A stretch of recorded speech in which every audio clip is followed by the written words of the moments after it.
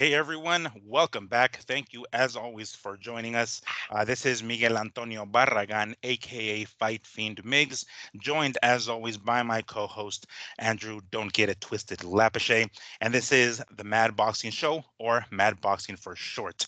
All right, well, thank you all for stopping by and listening to us talk about the inner workings of professional boxing. We had quite the stacked weekend of fights. Keep in mind, we did have a brief show Saturday or Friday night, sorry, right after the Jake Paul Mike Tyson fiasco slash circus, that we kind of wanted a more of a bit of a reaction. A couple of days removed from that now we have a little bit more information as far as like views and people tuning in, stuff like that we're going to talk about. So we're going to most likely get into all those details. And of course, we didn't really touch on the undercard before, in particular the Kay Taylor and Serrano fight, which we will get into, of course, with more detail, because again, it's been a few days and we have more data to go over. In addition to that, we have some more fights Saturday morning slash afternoon Pacific Standard Time with the DAZN card, the Latino Night Riyadh season. Pretty damn good fights, I would say. We'll get into those details here momentarily, and then of course things coming up and so on and so forth. So before we get into all of those details, Andrew, what's happening, dude? How you doing? Hey, what's up, Miguel? It's a very good Sunday. Went to church, came back, had lunch, watched the end of the Raiders game, watched us lose. Was then had my spirits lifted by the Niners losing, so that's always a positive for me. So yeah, that's about it. Raiders lose, Niners lose. That's my Yeah. weekend, bro. As long as Um, it's like, all right, the Raiders are losing, but as long as the Niners lose too, that's sort of compensation. and the reaction that I think me and you called Mhm. from the boxing world is happening on Jake Paul. Jake Paul's no longer welcomed in our boxing world. It looks like he will not be invited to parties. He ended that, bro. We kind of said you do that to Tyson, that's going to be the effect. It was out there, and it looks. I'm very happy with the way the boxing world has responded to Jake Paul. He will not be able to run from all these call outs. He will Mhm. have to answer to someone. We just need to find out who will that someone be. You know what I mean? Mhm.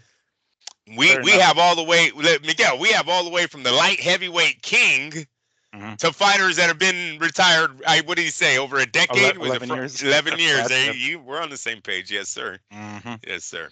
Oh yeah, at some point he's going to have to answer at some point. Well, we anticipate at least, because we have our own suspicions here that we're going to get into here shortly. But yes, let's just say that Jay Paul's not going to be on boxing's Christmas list this year. He's not exactly welcomed. But let's go ahead. Well, fuck it. Let's go ahead and get into that shit right now, because let's see what was going on with the fights. Let me pull this up here by Michael Benson. Um, Jake Paul versus Mike Tyson had 60 million viewers worldwide. We had talked about this before. Worldwide, Netflix have announced the Katie Taylor versus Amanda Serrano rematch had 50 million. All right. So as far as numbers go, people tuning in, a commercial success, right? Supposedly they had 70,000 people in that AT&T stadium, and what did they say? Some 20 some odd million or gays or whatever the fuck. I forgot the number that they specified, but it was a lot of money. So Yes. Yeah, over 20 commercially, million at the gate, you're you saying. know, yeah, Yeah. yeah, yeah. Yes, sir. So commercial success, sure, right? A lot of people tune in to watch it. Everybody who's everybody, everyone from like my sister, my brother-in-law, her husband, and essentially, I was getting text messages from my homies in different states, California, Utah. They're like, "Oh, dude, are you gonna watch? Are you gonna watch this fucking fight?" I'm like, "Yeah, of course I'm gonna watch it because it's part of the sport, but I'll do so begrudgingly because we know what's gonna happen and we kind of understand the, I guess the thought process of Jake Paul to some degree. We understand his formula, right? Um, so he I guess we can call it a commercial success, right? It's going to be a few more days, but I think before we get any more data, but we've we started to see people come out of the woodwork to call him out, pretty much. Um, I saw this one video recently by who was it? Clarissa Shields, right? That's pretty much. I mean, she wasn't calling him out, but she might as well at this point, I guess. But she says, yeah, if everybody says that he's not a legitimate boxer, like Canelo saying that, Jake isn't a legitimate boxer, well, then show us. No, sis sweetheart, I don't think that's how it works. It's the other way around, actually. The burden of proof or the burden of performance is on Jake. If Jake says he's a legitimate boxer, then he needs to fight legitimate boxers, ranked people in his weight class. If that's the case, it's not the other way around. It's not like Jake says, "Yeah, I'm legit." Everybody else says, "No, I'm not legit," and then Clarissa shows like, "All right, well, prove him wrong." Like, no, that's not how it works. The proof is on the burden of proof is on this dude. So we have our, we all have our own opinions of what happened that night, but um, this thing going on with Netflix and the issues that they were having with not just the streaming, the constant lagging, but it was their first major, I guess, live show like that, like live fight, and there was some hiccups. Number one, right, the earpiece, it was basically who was her name? Kate Scott, I think she was the one that was like hosting the show up there, and she had Lennox Lewis and Evander Holyfield and a couple of other Andre Ward there, and they were having issues with the mic, right? They had Jerry Jones up there. The mics weren't fucking working. Evander Holyfield's earpiece wasn't working. He couldn't hear what the fuck you were saying. Lennox Lewis was basically playing a game of telephone, hearing what Kate Scott had to say, relaying that over to Evander, and then Evander coming it back. So it was clear that they weren't, 100% prepared, and there's going to be some stuff that they're not going to see, some unforeseen issues. Also, the commentating team, Mauro Ranallo, he's got plenty of experience. Roy Jones Jr. has plenty of experience. I'm not entirely sure if they've ever worked together prior to this. I don't know if they meshed well. Rosie Perez was there. She doesn't seem to, we know that Rosie knows her shit, right? Because she's been a fan for a long time. But it seems as though she kind of forgot that she was on the mic a few times because she stayed quiet a lot of times. And there were a few times where even Mauro had to throw her softball. So I'd be like, "Hey, sweetheart, wake up because you're commentating this fight." Right, right. So by and large, we can say it was a commercial success, right? Since then, everybody from Chavez Jr. to Carl Froch have been talking mad shit about Jake, and Jake has responded to some, but of course not all of them. So, which one should we go over here, Andrew? Because there's a lot of stuff going on here. I'm trying to see which one in particular we would like to bring up here. Here's one from Carl Froch in particular, right? For starters, Carl said before the fight that this thing was all scripted, right? So he was the one coming out saying like, "This is all a joke, y'all." Jake Paul replies afterwards, after the fight, of course. He says, "Fucking sour loser." I don't know if he meant to say sore loser, but he spelled sour like Sour Patch Kids. He says, "Shut the fuck up. Like, I've done more in 4 years than you have in your life. First and last time I respond to your broke, salty ass, let me know if you want to wash my cars." All right. So Jake being himself, basically, right? Not exactly trying to win the hearts of boxers or former boxers.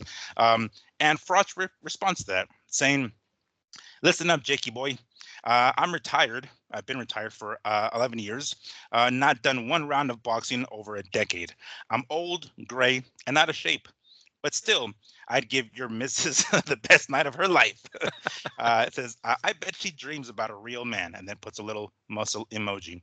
"Let me know if you still want your car washed, because I'm sure your missus will let me in through the back door for that." And then it says, "P.S. I knock you out in 30 seconds. You are useless." Okay, so first impressions of that, Andrew. Clearly, this isn't something that's going to be, logically settled in the ring, I don't believe, because here in the U.S., at least no one knows who the fuck Carl Froch is. So obviously, he's not going to be on Jake Paul's radar, right? Well, that's hard to say, Miguel, because he has the American market locked up, right? Mm-hmm. I think people would tune in. Jake Paul's fan base will tune in to Jake Paul, and that's a lot. That's decent numbers, it seems like, by himself. You add someone who's a crossover success overseas, maybe we do have a huge fight here. Maybe there is some money there to be made. We've seen that the 60 million views are global, not domestic. So there's I think Jake right now is obviously he's in the driver's seat when it comes to celebrity boxing. This isn't real boxing, guys. He's not the face of boxing. He's the face of celebrity boxing. That's what it is. That's what he's doing, and that's what he is in the driver's seat in this sport. Unfortunately, he added Mike Tyson's name into that list, which now opened up the door for every retired boxer or, I guess even current boxer to challenge him. He did that to himself. He's calling himself the face of boxing. He's fighting Mike Tyson, acting like this was real. And it probably was real. Look, the thing didn't look scripted. The only thing that it looked like, because it's a terrible scripted fight. If this thing was supposed to be fake, it was terrible. Because in a scripted fight, Mike gets a knockdown. Miguel, I'm dead serious. He would have got a wiggle leg. He would have got something. You know what I mean? So it wasn't scripted to that point. He just didn't go full steam. Right? When he seen Mike was probably wiggling and shit, he was like, oh, got to pull. But he says he pulled back. He said it himself. So we know that's the scripted side about this. But it wasn't, no one wrote out. Did you see that little leak report they had? Yeah, that was going to end within 5 rounds or some shit like that. Sure, no bullshit. That, Clickbait. And I bet you they got 1 million hits off of that bullshit report there, dude. Well, because people want to see, even if they didn't believe it, to some degree, they wanted to read it to be like, okay, let's see if this should really. I was following it. Yeah. You know what I mean? It didn't pan out, but I had remembered some of the things that was supposed to happen. It didn't happen. Yeah. So Jake Paul is the face of celebrity boxing. Carl Froch calls him out. Carl Froch is very known for his, what does he always like to bring up when he's doing his telecasts? Him and Groves. Oh, yeah, the 80,000. Hey, Anthony Joshua really put a kill to that story for him. I know he's tampered it down since Joshua has done it. I don't know how many times out there. But that was real Carl Froch's, claim to fame, if you would say, a few years ago was he had one of the highest seat counts in UK boxing history. Excellent fighter, Hall of Fame fighter. I don't know if he's an all-time great in that division. You know what I'm saying? Maybe in the UK side he probably is. I know the UK all-time greats are kind of different from what America calls their all-time great list. There's 2 different Mount Rushmores, I guess you would say. So it's decent, but Arthur Beterbiev called him out. That's a great fight. I mean, come on, Jake. I was just about to say that. Come on, Jake. This is what Jake responds to this guy, right? He says, well, first off, again, it was Michael Benson who said it. Is Arthur Beterbiev is offering Jake Paul a shot at his WBC, IBF, yada, yada, yada, undisputed light heavyweight championship, right? And then Jake Paul responds to this. He says, just seen this. Top 5 pound-for-pound fighter in the world calling me out. Ha, ha, ha, laughing, right? Says, 4 years in, and I run this sport. Funny how he completely avoids actually answering whether or not he would fight something like that. But the bottom line is that he tries to, of course, sway the conversation elsewhere, saying like, how short period of time I've spent in this sport, and I already have guys like this calling me out. Well, are you going to answer or not? Don't be a bitch. Yeah, don't be a bitch, bro. Guys like him already calling him out. Thought you're the face of boxing, Jake. Yeah, right, exactly. Well, I mean, I like your distinction, though. I like the fact that you had to throw in that little, like, yeah, you're the face of celebrity boxing, homie. And that's pretty much what it is. Because again, he's not exactly going through the standard, route protocol. In becoming, somebody legitimate. Hell, even Julio Cesar Chavez Jr. is calling this dude out. Now, this one is a little bit more intriguing, I would say, because this one does look like it's a little bit more beatable. I mean, winnable fight. That's right. Exactly. That's it seems as though, we know Chavez has had his issues and he's far past his prime at this point, but he's not as old as Tyson. He's still pretty big as far as like size wise. The dude isn't some puny motherfucker out there, some short MMA guy. It's a former middleweight champion, has fought some of the best of the best. Granted, maybe not have won, but regardless, has fought up there and has some sort of name recognition, still some sort of pull. So that could mean something, right? That can be relatively significant, especially. Can you imagine if Jake Paul says, you know what, I am the face of boxing. Fuck Canelo. I'm going to do Mexican Independence Day weekend with Chavez Jr. or Cinco de Mayo weekend with Chavez Jr. Some shit like that, right? Try to pull some of those kind of things.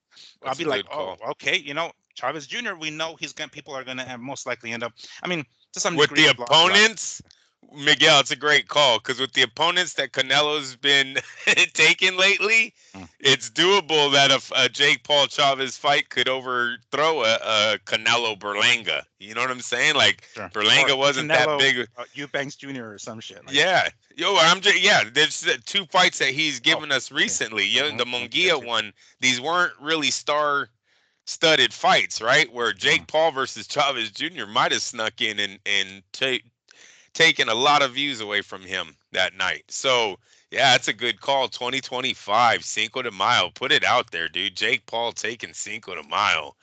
And that'd be some shit. Or Mexican Independence Day weekend, whichever the two, Yeah. right? But of course, the sooner the better. If Yeah, he's we're gonna gonna go say, out see, there, I want May, not September, bro. all right, fair enough.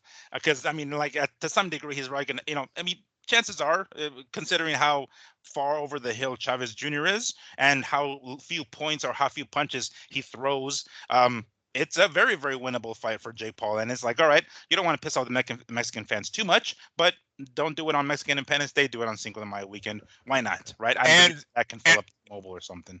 and seriously, Miguel, that's a great step up for him. Mm. It really is. For what he's trying to do in our sport, that's a good step up. Chavez is not elite, but you know what? He's better than Mike Tyson at 58, most likely. Let's Mm. pray Chavez doesn't enter the ring with a gimp knee and has a knee pad on and Yeah. looks Or like he he just can't. got he just And got out can of we two all half agree? earlier. Can we all agree that the videos were all lies? The workout videos, those were all fake videos. Of Tyson? Tyson working out. Yes. Remember I kept saying it was only him doing 2 seconds? Miguel, he couldn't walk in round one. How was he doing all those sparring and those mitt work when in round one you were tap tap tap tap tap tap because you didn't have any foundation under you. His knee is gone. Whatever. You know how they were like, oh, he's missing his counters. He couldn't explode. Mike is a explosion fighter, right? He comes with that counter, that lunging hook. Big upper. Well, when you got no knee, how you lunging? He had no lunge. He had a stutter step. He had a wobble over to him. Nah, those Yeah. those things are fake as And fuck. it was his right knee above that, because usually that right knee, because him being orthodox, it's going to be his right hand, his right knee back here. That's what it's going to use to lunge, Yep. or any degree. And if he's going to have that hindered, somehow, it's going to prevent him from exploding the way we expect. And he tried. He's because you saw him a few times lunge for that left hook. It just didn't exactly go his way because number one, obviously, he's at that age where his reaction time is substantially lower, but even without the reaction time, if he can explode and just crack the dude somehow, that's hindered now because of that knee. So it was obviously, we know this was right. This was a cash grab. We get it, right? It We definitely understand was. this is the direction they're going. But hey, you know what, Jake? If you're watching this, I know you're not, but if you're watching this, go ahead, go after that Chavez fight. That'd be kind of cool. Like, do that shit. Cinco de Mayo. See if you can take away, a Cinco de Mayo from fucking from Yeah. Canelo, just for shits and giggles, bro. And not even if you legitimately thought you can do that, but just for fucking shits and giggles. That's two birds with one stone. Not only is he elevating his market within the boxing world, getting one step closer to his WBC championship fight that he's been calling for. Mhm. There's potential of taking that away from Canelo, which would just be a laugh, right?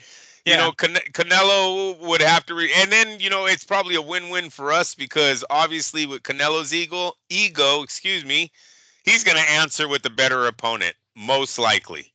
Mm. Most likely, you would think Canelo would answer with the better opponent to take those numbers right back. So it might be a win-win for us too in that sense. Yeah. And I kind of thought about something that you had said earlier, when we did the show last, was it Friday night, about him, Jake Paul, kind of easing up on the calling out the Canelo part, right? Yeah. Somebody from Netflix most likely got into his ear and said, "Hey, dude, we have ourselves a deal." Now, this is kind of like my question. It's the Jake Paul show, really, right? It's not really a win for boxing per se. It's celebrity boxing. It's Jake Paul in particular, because if Netflix goes to the well and puts on another boxing fight, if it's not Jake Paul, obviously we're not going to get the same kind of numbers. So they kind of have to go with Jake Paul again, right? I mean, that's logically. I don't know if they can do that with any other boxers. I mean, I guess the only thing I could think of is Jake wants to bring eyes to the sport, but him as the headliner just for the sake of the circus attraction and actually have somewhat decent boxers on the undercard, because that's kind of pretty much what the card was, right? Abel Ramos and Mario Barrios, and then Katie Taylor and Amanda Serrano too. That seems like that's what's going on. It's like, get the attention of the people. My fight is a fucking circus fight, but at least we got ourselves a pretty decent undercard. That's like the formula, no? Right. Right. And that's the formula. And that's only until their platform grows. Look, Netflix would be in the driver's seat if they really did enter boxing because of their viewership, right? Their subscribers. There's nobody that's on a platform right now that has more subscribers than Netflix. I think they even are dominant to Amazon. So you're looking at, if like His Excellency Turkey Ali Sheik wanted to really get involved into boxing, and he's seen Netflix is doing 60 million homes with Jake Paul, and he has the next coming whoever, then possibly he reaches out to Netflix, they strike a deal, and now you have all these great fights coming on Netflix from his stable. So no, we have to begin somewhere. Jake Paul got our foot in the door. So now Netflix knows that not only is Jake Paul Tyson success, Katie Taylor versus Serrano, 50 million homes, got to say something, dude. It's got to say something. Let's talk about that, please. Congratulations to those women for getting that. Taylor, you still lost the fight and you're still cheating. Biat, but you cheated, Taylor. I don't want to hear that shit. And don't give me that bullshit like, oh, it's just Styles make fights or whatever the fuck she was trying to say in that post-fight press conference. Lies, girl. You lead with your head. Yes, let's talk about that, because that did kind of irk me. And now, mind you, I had watched bits and pieces of it prior to it because we wanted to make a show, to do a short show immediately after the main event to talk about it. But stuff comes up, I was in my car driving on my way to my girlfriend's house when the Serrano and Taylor fight was on, and I was like, fuck, I'm missing bits and pieces of it, right? Well, I caught it again. I caught it a couple of times. By the way, a quick correction: we mentioned it at the last fight, or the last show, that there were 2 points deducted from Katie Taylor. It was actually one, so we got ourselves a fact check. It was 1 point that was deducted from Katie Taylor. Now, I don't even know what the hell the point deduction was for. Was it holding or was it the head? So, first and foremost, what is the one thing that referees? One is one of many things that the referee says to both fighters: protect yourself at all times, right? He says this for many reasons. Number one, the referee can't always protect you. Yes, that's his job, and he's going to do what he can, or she, to make sure that the fighters are protected as much as he can. But sometimes shit happens. The bell rings and the fighter brings his the end of the round, and the fighter brings his hands down, and the other opponent cracks him, and the referee's like, "Ah, shit, whoops, too late." Dude, protect yourself at all times. I was expecting these like fangs to come out of Serrano after all the damn headbutts that were happening. I was expecting her corner to lose their shit and be like, "What the fuck, ref? Call the damn headbutts." It seems as though they just let it go. If you watch how often she came in with that head, and how often, because here's the thing, they actually headbutted before the cut happened, like a few seconds before it happened, and you can see Serrano like, damn it, didn't complain to the ref. I understand she's trying to be very professional about it and isn't exactly trying to play dirty, but when your opponent is playing dirty, the referee isn't doing anything about it. It's kind of up to you. You have to retaliate, even if you don't really retaliate in the same way, like throwing your headbutts in there, because I don't know the height difference, but it seemed as though it was always Katie Taylor down here and Serrano up here, right?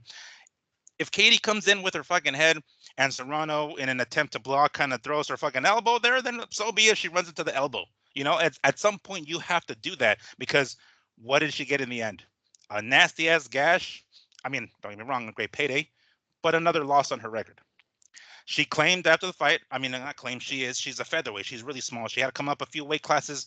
So she's already at a size disadvantage. Maybe not so much height, but at least natural body weight disadvantage, because she's naturally a smaller person, a smaller fighter.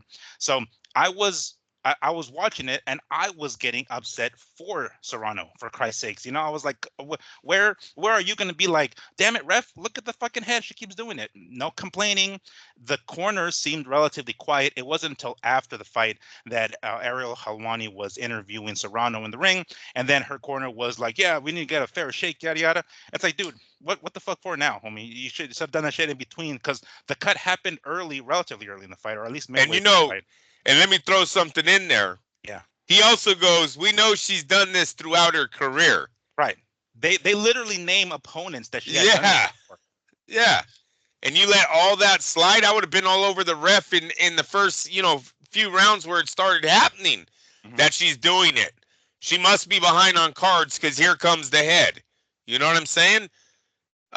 It clearly looked like Katie Taylor was doing it out of frustration that she was getting beat. And then what I hated about it is it looked like she started getting hard. Like she started getting her momentum back as she was making her bleed from her head. But, it was just like, this is dirty. It's dirty. Then the doctor, just walks in there. He's like, oh, no. Hey, can you see? She can see. We're good. Doesn't look at it. He didn't know flash, no light. It just looked like he just, looked at him. Oh, no. Can you see? Oh, no. What am I doing here? The fucking doctor's like asking the ref, like, what do you think? Yeah. Yeah, exactly. Keep going. Okay, What do you think? What the fuck? Where's the little, put on the damn latex gloves, check it out. Yes, check the ID. Like, I don't know, y'all. Can you see? Can we agree? You can just keep going. Cool. Fuck it, keep going. So yeah, I was mad for Serrano, for Christ's sake. I was hoping that the damn fangs would come out, the nails, and be like, dude, go ahead. I understand her perspective. She doesn't want to fight dirty. It's not like she's deliberately going in there to do that. But if clearly the referee doesn't have her back, what the hell else are you gonna calling it down the middle? And what did she get in the end? Another fucking loss. They did mention afterwards maybe doing it a third time. I don't know if they're gonna do all that. I'm over it. They can only, yeah, especially after losing twice, right? I mean, Miguel, it just leads to a fourth fight, right? A fourth of the same fight. Yeah, the same fight twice, pretty much. Twice now. So I'm kind of over it. If they put it on the undercard of some fight that has a great main event and a surrounded card, of course we're gonna watch it. But don't try to do this thing on its own again, because been there, done that, done it twice now. And you guys are not gonna say they robbed her that bad in the first fight, even though I thought Serrano won the first fight. But this second one, geez almighty. Yeah, you're talking about breaking a record for most punches landed, a point deducted. It's only 10 rounds and you still lose. You never touched a canvas, yet you score the most points ever in women's boxing and you lose the fight. Make that make sense, Miguel. Someone needs to go down to the Texas and go, make this make sense. How is the most points ever scored in fucking point history? Let me read this out here because I saw this online, right? You sent it to me. CompuBox. Taylor wins right by decision. Serrano's 324 landed punches, right, 33 per 2-minute rounds average, are the most by a female fighter in CompuBox history. That's the most landed, mind you. So she landed this many shots, right, and ended up being over 100 punches more than what Katie Taylor landed. And she threw over 200 and something. Mm-hmm. She threw. So she's throwing over 20 shots around. She's landing over 10 shots more. She landed the most in women's history, and it all added up to an L. Oh, wait. And a point was deducted. Right. She still loses. Mm-hmm. This is bullshit. It's bullshit. It's going to go down. If this was men, it would be the worst robbery since Chavez Whitaker. That's what all of you fucks would say, even though I didn't think that was a robbery at all. Whitaker ran the last round. Go blame him. You guys never hold Whitaker to that bullshit. But it would be the biggest robbery since that. It'd be the biggest robbery since what? Lennox Lewis Holyfield, right? One. Mm-hmm. Yeah. Come on. This doesn't make sense, bro. Nobody goes down. It's a 10-round fight. Yeah, the only one that looks completely dead is fucking Katie Taylor. She's like breathing out her fucking mouth. She's falling over basically with her head. And, Serrano's doing her best to keep her at bay with whatever, left hand that she's trying to land on him. And, who's moving forward the majority of the time? It's Serrano. It's Katie, the one that's having like running back. The only time Katie ever comes forward really is when she's throwing her own combinations. Every so often a one punch check hook that she can land on Serrano, but by and large. The numbers and we understand, that the judges don't see the punch stats. We get it, but they're seeing the action. How are they not seeing all the punches thrown / landed and still give whatever rounds to Katie Taylor? So I do got to say, I found it pretty hilarious that Eddie Hearn was losing his shit in the corner. I guess thrilled that Katie Taylor got the decision, because if you look at him, I saw somebody taking a picture or a video from ringside of Eddie Hearn, and he's just like, ah! He goes over to the ropes, he's like, ah! Right, doing his fist pump, and it's like, oh, Eddie, stop. He's about to put the whole career behind her, right? He's yeah, about to put the whole company behind Taylor. yeah, it's That's like all he's got right now. But that was funny because really, Eddie's kind of had a tough year.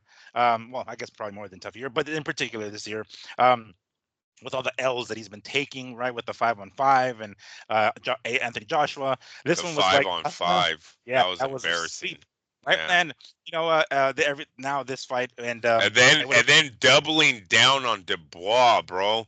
Then literally going, oh well, I think Dubois Joshua is 10 times more than that 5-on-5. Then you get knocked out and yeah, bad. Not looking good for Eddie at all. And really gets outdone in the whole clap back, whatever him and Oscar got going at each other. He gets outworked in that one too. yeah, And that's really hard for Oscar to do. yeah. Oscar's not the best behind a microphone yet. He's still finding a way to show up Eddie Hearn even behind there. hmm it was it sucked that I'm going to read this from Serrano, because again, she's trying to be, what's the word I'm looking for? She's trying to be polite, I guess. Not even so much politically correct, but also like just polite and not stir shit up any more than it already is. Hey, Miguel. Yeah.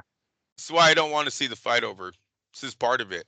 I hate fighting for people more than they fight for themselves. I really do. I hate that I'm more upset about the bullshit she went through than she is because she got made $1 million and she doesn't fucking care. That's what it is. That's what you're telling me, Serrano, when you have these type of responses. But go ahead. Yeah. Oh, and by the way, again, another fact that Serrano brought up post-fight in the ring was that the first time she's ever been really cut was in that first fight with, or even this fight. I think she said the 2 times that she fought Katie Taylor are really the only times she's ever been really cut. She says, congratulations to Katie Taylor in her decision win, right? Tempers are flared when you're in there in the heat of the battle and you say things you shouldn't say. Don't take shit back. Come on now. You know what you meant. Says, I'm not ever one to disrespect an opponent, and these were never my intentions to Katie. It says she and I are cool outside of the ring, right? And the best dance partners in the ring. And in no way should I have ever said that she did it purposely. Come on, dude. Stop. Don't take that shit back. There's more to this. It's her style, and what is it? So it's her style that makes the headbutts. I'm not perfect, right? And I try my hardest to be the nicest person I can and the best human being. And I am human, so emotionally, I can be emotionally hurt sometimes and misguided in what you say. So it says, I'm okay. I'm healthy, a bit bruised and cut, but still blessed beyond belief. We both came out with our health intact, and that's what I prayed for. Whenever our teams can agree on a trilogy, I'll be ready. I hope you all enjoyed women's boxing at its highest level.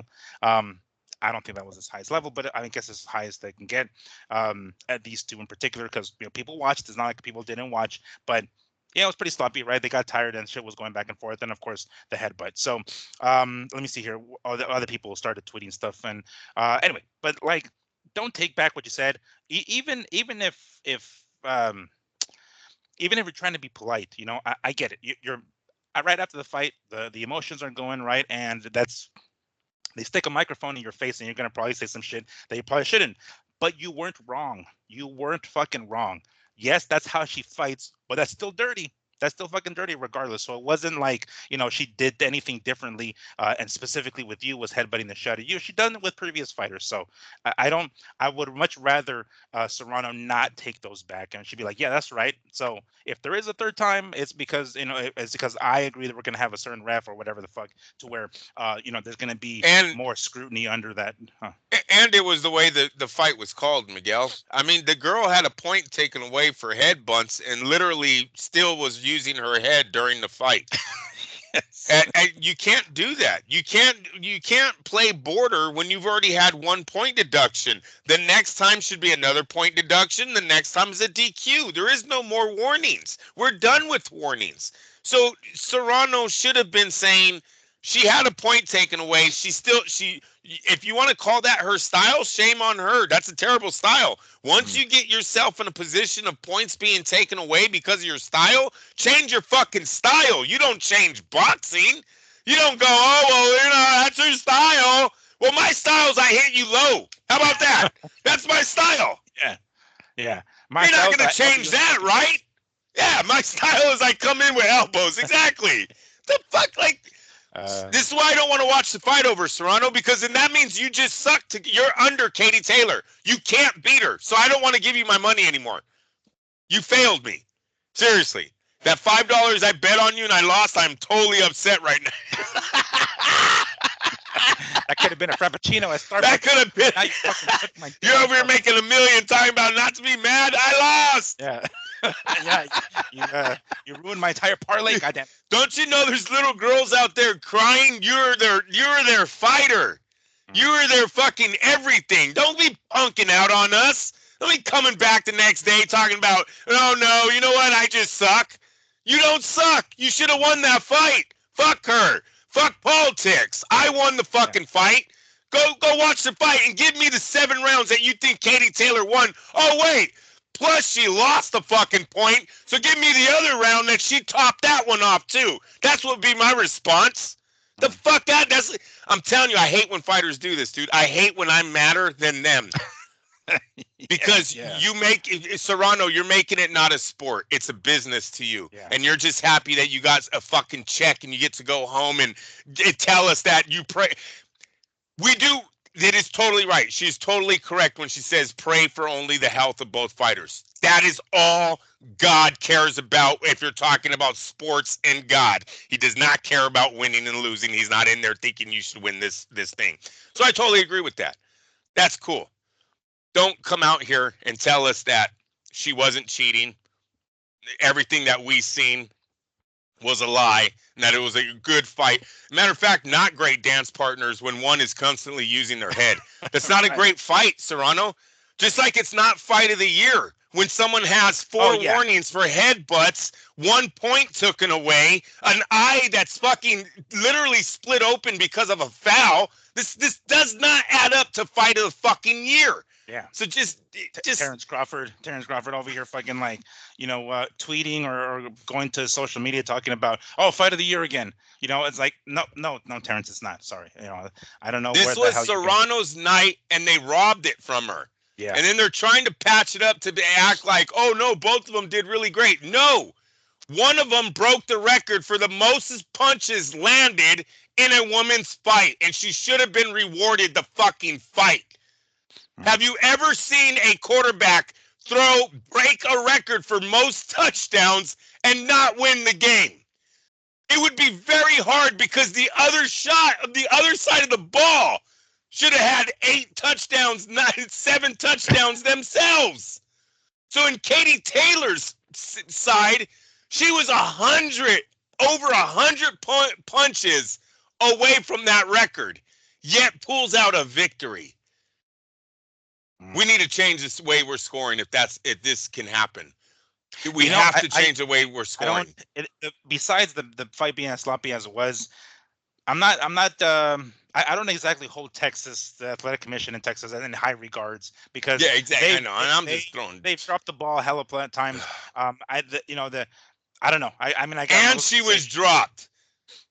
I need Eddie Hearn to give me the 7 rounds. You know what? We're going to go out there. Eddie needs to give us the 7 rounds. You want to dance around like your fucking fighter did it? You need to drop in a fucking tweet. You need to drop the 7 rounds that you have Taylor winning. And should I say 8 because she has to make up the point, right? Yeah. She has to make up the point somewhere. Oh, it's so disgusting. And Serrano, I swear to God, for you coming out, look, your legacy is your Katie Taylor's bitch now. She even takes away your 7-time. What is she? A 7-time 7-weight multi-division division. champ. Yeah. We're only going to remember that you lost it twice. Fight of the year candidate, one fight of the year fight. You lost and you lost. No, I wouldn't want my legacy like that at the end. Sorry. I don't care how many O's are on my check. And you know what? I'm glad that I know she's going to take the trilogy because of the money. Mm. We get it. She's from England, right? No, Scotland. Ireland. She's Ireland. Oh yeah. shit. All right. Is that back on the table? Are they going back? Because remember that second fight was supposed to go over there, but I think Katie goes over there and loses, right? So it kind of throws her market off. Mm. Do you take that fight to the biggest soccer stadium now in Ireland? You might as well, Serrano. You don't care if you lose. I know, right? I was going to say that because I was like, what are the other options? You're going to go to Puerto Rico? Like, I don't know if that's going to be something that Katie Taylor's like, no, chick, I beat you twice. I'm not going to go to your damn hometown or home country. So yeah, I mean, it's we know over there you go to the the UK or Ireland stadium. You can fill it exactly. You can fill that stadium. Hell, it could be the main event for Christ's sakes. It doesn't even have to be the co-main event. It could be the main event of there, and they'll get a nice hefty payday, and of course the live gate I'm sure will be nice and everything, but. If it's not over there, I mean, I was going to say, if they're going to go over there, then I don't know if you're going to get a fair shake. But like you said, considering, Amanda doesn't give care. Fucks at this point, or at least it seems. He's like, you know what? I've never been to Ireland. Let's go. Let's have a vacation. Oh, yeah, I got to fight? Sure. I'll go ahead. While Katie's head is right here. Oh, this is her style. This is her style. The fuck out yeah, of here. Exactly. And with Katie's her fucking I saw blood on her forehead and I was like, oh shit, did she get cut? No, that was what she cut in. And a few times too. And mind you, the first time that they headbutted, there was no cut. And the second time the headbutt came in and then it was bad, right? But it was actually another. I mean, there was plenty. That's but right. I'm saying, like, I the know. one that actually affected the cut was made it gash. Yes, got it worse. Even worse. So, at what point does the referee actually step in and say, like, look, stop? Yeah, granted, there was 1 point deduction, but it should have been. I think the cut happened in round 3, for Christ's sake. So we still went a whole, 6.5 rounds still of the same, the headbutting, and it sucks that, like her trainer sucks for not being able to find a formula to beat a leading head. That seems pretty easy. Half step, pivots, right? Counter punching, traps. It seems easy to beat. Kind of never want someone with their head down just doing this in a boxing ring. So shame on Serrano and her team for not being able to find that step back counter that you probably need to at least humble her. If you don't win the fight off just that technique, at least humble Taylor into not doing it anymore. You know what I mean? Like, all right, she learned. She's on to what the fuck I'm doing, right? So yeah, no, that I will say. So that's gonna fall on your legacy. Sorry, it really is that you're at the end here. You're just getting better. Bested, is that the word by Katie Taylor? Yeah, bested. Yeah, twice. Even as dirty as Taylor was fighting, but there was another fight on that undercard. Was a few, but 43 minutes, Miguel. Hey, that's the most. That's a women record right there. That's the most we talked about. Oh no. But there was another fight on the undercard, right? Mario Barrios taking on Abel Ramos. It was a very entertaining fight. It was. It gets it's a little weird to have the WBC welterweight championship of the world as not even the main event or the co-main event, but the one that leads to that one. So regardless, we've mentioned it a few times already that the welterweight division isn't exactly popping right now as far as talent or money for that matter. So understandably so, this is kind of an indication of where that welterweight division is, as is served not just as the co-main event, but the one before that one. But regardless, the fight ended up being a draw. Mario Barrios did keep his WBC welterweight championship because in a draw he keeps the belt, and Ramos kind of goes away or comes away empty-handed, no belt, but. It was a damn good fight. I got to say, it was a damn good fight. Excellent fight. I was a couple of weeks prior to the fight. Barrios did come to Vegas to have a media workout that I was lucky enough to attend, and I got some footage of him, and it's like, all right, he looks fucking ready. And for the first few rounds, I was like, oh, he's gonna take Ramos out quick. Damn, he's gonna take him out quick. Didn't exactly turn out that way. For whatever reason, he wasn't able to seal the deal.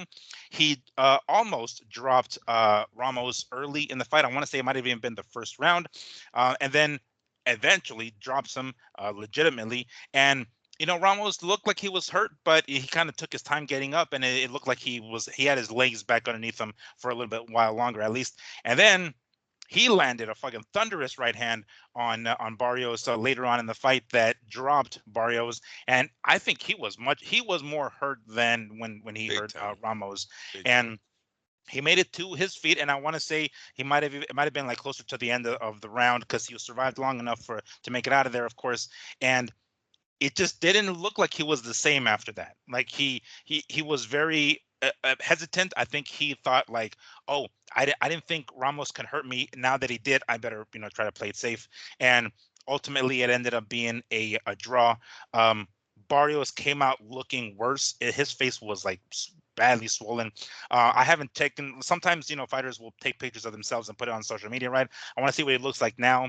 I'm sure the swelling is already going down, but it's like when you get swelling and then it goes down, the bruising happens, right? So I want to see what his face looks like now, but he looked worse. He looked much worse, and Ramos was down for doing it again. They asked Barrios about it after the fight, like, hey, you want to run it back? And he seemed a little timid about it. He's like, oh, he's a good fighter. I guess to talk to the team, yada yada, and that's what he wants, and that's what he wants. So he did kind of sort of say yes, but not really definitively saying like, yeah, I got to make sure I could beat this dude. Of course, obviously Ramos is going to want the rematch, and for it being, a WBC welterweight championship fight, it was still damn good, right? Because I know there's a lot of prestige behind that belt and that weight class, but it was still a very entertaining fight. What did you take away from that fight, Andrew? I think Barrios upsetted the Aztec ancestors by wearing pink. that was stuck out the most. The color of his trunks, right? If his daughter is the one that picked the color, he should tell us. But that didn't look. I wasn't really going for the whole pink. He just had a kid, and I don't know if I think it was a little girl. Oh, it was a little girl. Okay. Yeah. Oh, so he just had her though. So then she couldn't. I mean, like a year, or I don't know. I forgot what it was, but all right. Hopefully, she said, "Daddy, I want pink." Because then it makes sense. Then I'm with you, Barrios. If you come and say, "Hey, man, that was what my daughter picked," I understand. I don't like it, but I understand. No, when I seen that, I was like, "Oh my god, the hell is this?" Yeah. There's no Aztec warriors that came in this much pink, bro. Yeah. That's if Ramos I don't pink as it is. Geez. Yeah, if Ramos would have remembered his Mexican roots, he would have won this fight because he would have landed a fucking body shot at some point on Barrios and broke him. You guys need to start paying attention to how Bomax fighters really take their guys out. And it's with the body work. It's not really with the head. They hurt you to the head, but they kill that body immediately after. Crawford and Davis have both done it recently, and they both come from Maybe obviously Crawford's been doing it his career. But we see now Davis land almost the same exact combo when he gets his guy hurt. They're being taught this, right? This is not something they're picking up on. They're being taught it by their trainer. And I believe if Abel Ramos would have had that, what was it, the 6th, 7th round when he drops him? I forget what round he put him down in. But if he would have went to that fucking body, he probably would be the champion today. Literally just turns into a headhunter for the next, 7 rounds or so. And it's just, man, he was this close to upsetting the world. You know what I'm saying? No one had him winning that fight. Plus 750, I think, was the number. It was a big number. So,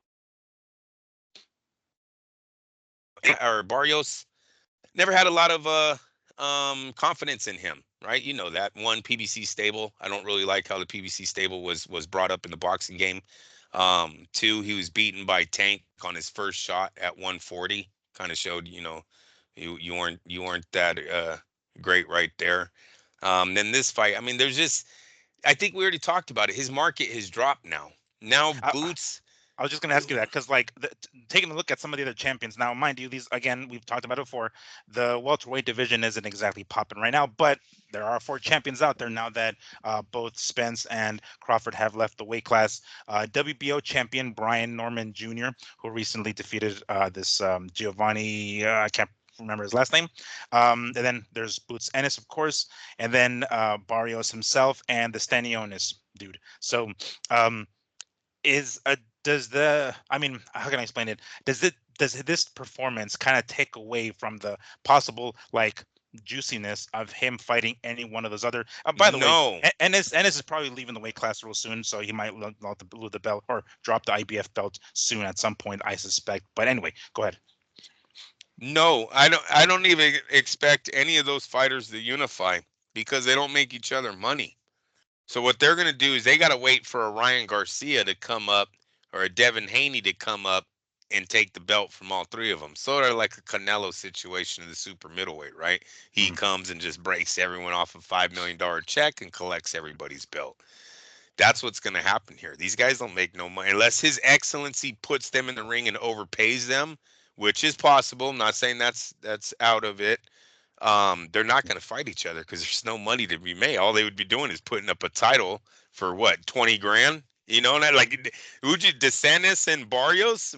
What's the guy's name? Oh, Stanionis. Stanionis, and Yeah. I know who that. I remember him fighting, but him versus Barrios. Where are they selling that ticket at? Where the fuck is that going to make a dollar at? So these guys aren't fighting each other. Mm. Norman Jr. These names don't sell. So hold on to your title. Someone else is going to come in and clean it up. Unfortunately for Barrios's side, now his market totally dropped. Right? You're not, you barely got by a fucking showcase, man. Mhm. Um, so look for Garcia or Haney. Even Devin Haney's out there because obviously now Telefimo is telling us that that's all rumors about him and Haney. Mhm. So Haney moves up. He could take one of these belts. Ryan Garcia comes back. Look at, we don't know how big. We got to talk Barboza. That's coming up here Oh soon. yeah. Hmm. But his name is going to get thrown in this mix now, right? With the win this weekend, Sure. it looks like he's now ready for either a Garcia comeback fight or possibly if Eddie can get him one of these champions on the radar with these three guys. It Yeah. matters And how you also much Eddie wants to overpay. Yeah. And then you mentioned something briefly in case in the event that His Excellency wants to come and throw money at these guys to unify or something like that, that would probably be the only way they'll do it, which isn't out of the realm of possibility because what did he just do? He just purchased the Ring magazine off of De La Hoya. So, if we're all here trying to get one champion in all these weight classes, and the we know that probably the legit belt, or I should say, usually the legitimate belt is that Ring Magazine belt. It's the lineal championship. If he's in the money, he's in the His Excellency, I'm saying, is like in the process of trying to clean up the sport to some degree. He says, all right, we have the Ring Magazine belt here. We're going to unify between these guys, and they might make some money in the process of doing that. But if that doesn't happen, then there's a more, I would say, probably more likely chance that there's a possibility that they can get a big money fight against somebody like Ryan Garcia or Devin Haney, because the weight class is kind of up for grabs. Yeah, there's not exactly Yeah, no. names there. Any one of those guys, hell, even fucking Teofimo. If Teofimo wants to be like, all right, I want to be, the lineal champion in another weight class, 135, 140, and then go for 147. He's already the champion, and what 140, of course, but that seems pretty logical. Like I think they can do that. That weight class is kind of open, for everybody. It's kind of open season, and even more so now after seeing Barrios. But he got away with the draw, right? He kept his belt. I kind of feel bad for Ramos because Ramos really busted his ass to try to, he was hurt early, and they said it during the broadcast. He's been dropped before a few times in his previous fights, so it wasn't that much of a shocker. I thought Barrios was going to be able to seal the deal and end the fight, and he wasn't able to, and he paid for it really. I Um, I don't got want to I don't want to be mean, Miguel, but it looked to me like Ramos proved he's nothing more than a sparring partner. I don't know if you ever heard that. I think Teddy Atlas was maybe big on the whole Some guys just aren't. They don't want to be champs. They want to be sparring partners. They want to always have a secured bag. Going into Mhm. a gym and being able to get work. That's what it looked like from him. At the end there, I just didn't see the effort of a guy who is on his last shot at a world title. Because that's really, I mean, where we at? 7 losses now. Mhm. He's lost to a lot of the big names in the division. That 12th round was just so, it was right there for him, and I didn't see the effort. It made me think that he's fine where he's at. So I don't know, it kind of sucks. Maybe he probably fought his ass off. I'm talking out my ass right now, but that's how I felt watching that 12th. I felt like he left a little on the table. Um, and I also, he didn't seem to have that killer instinct. I Mhm. go back to that. Like he didn't have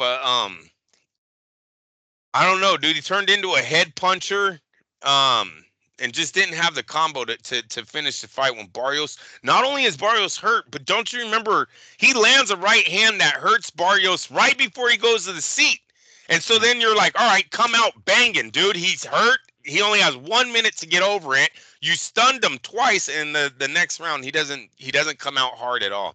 So yeah, I'm gonna go with the old. Seem like he has too many defeats to maybe doesn't have that fire winning fight desire anymore in his system. So sucks to be Ramos. Yep. Yeah, that blows in. I don't know how many more chances he's gonna get at a big fight like this, because it's one thing to be uh to go after a championship, right? To get the opportunity to fight a champion, and it's kind of an entirely different thing, or an added thing, to do it on a marquee, like a fight card, right? Like, you're on the undercard of Tyson and Jake Paul. That's kind of the big deal. A lot of people are watching it. You upset the champion by beating taking the belt off him, and everybody fucking watched it. Everybody saw you beat the champion because everybody was tuning in on Netflix. That kind of puts you in a pretty bomb ass position, and he kind of blew it. Maybe it was lack of trying. Maybe he thought he already had it in the bag. I don't know, but it seemed as though towards the very end, it's like, all right, I'm it's a moral victory to just go 12 rounds with this This champion. He's 33 years old. He had 3 losses in his last 5 fights. Mm. You got to say this guy was very lucky to be in the position to get this fight with Barrios. I don't see him getting a rematch. And with 6 defeats, it's going to be hard for him to get a shot at a title again. I mean, coming into the fight, he doesn't even have a winning record in his last 5. So, Shit. yeah. Uh, yeah, so that was that. Before we move on to talking about the Latino Night Riyadh season card on DAZN, was there any closing comments you had in regards to either Paul Tyson or Serrano Taylor or Barrios Ramos, the Netflix card overall? Yeah. Anything in particular sticks out? Just overall, I thought it was a great night for Netflix's startup in the boxing world. They got good views. The 2 opening fights were great. The Barrios fight and the Serrano fight were great fights.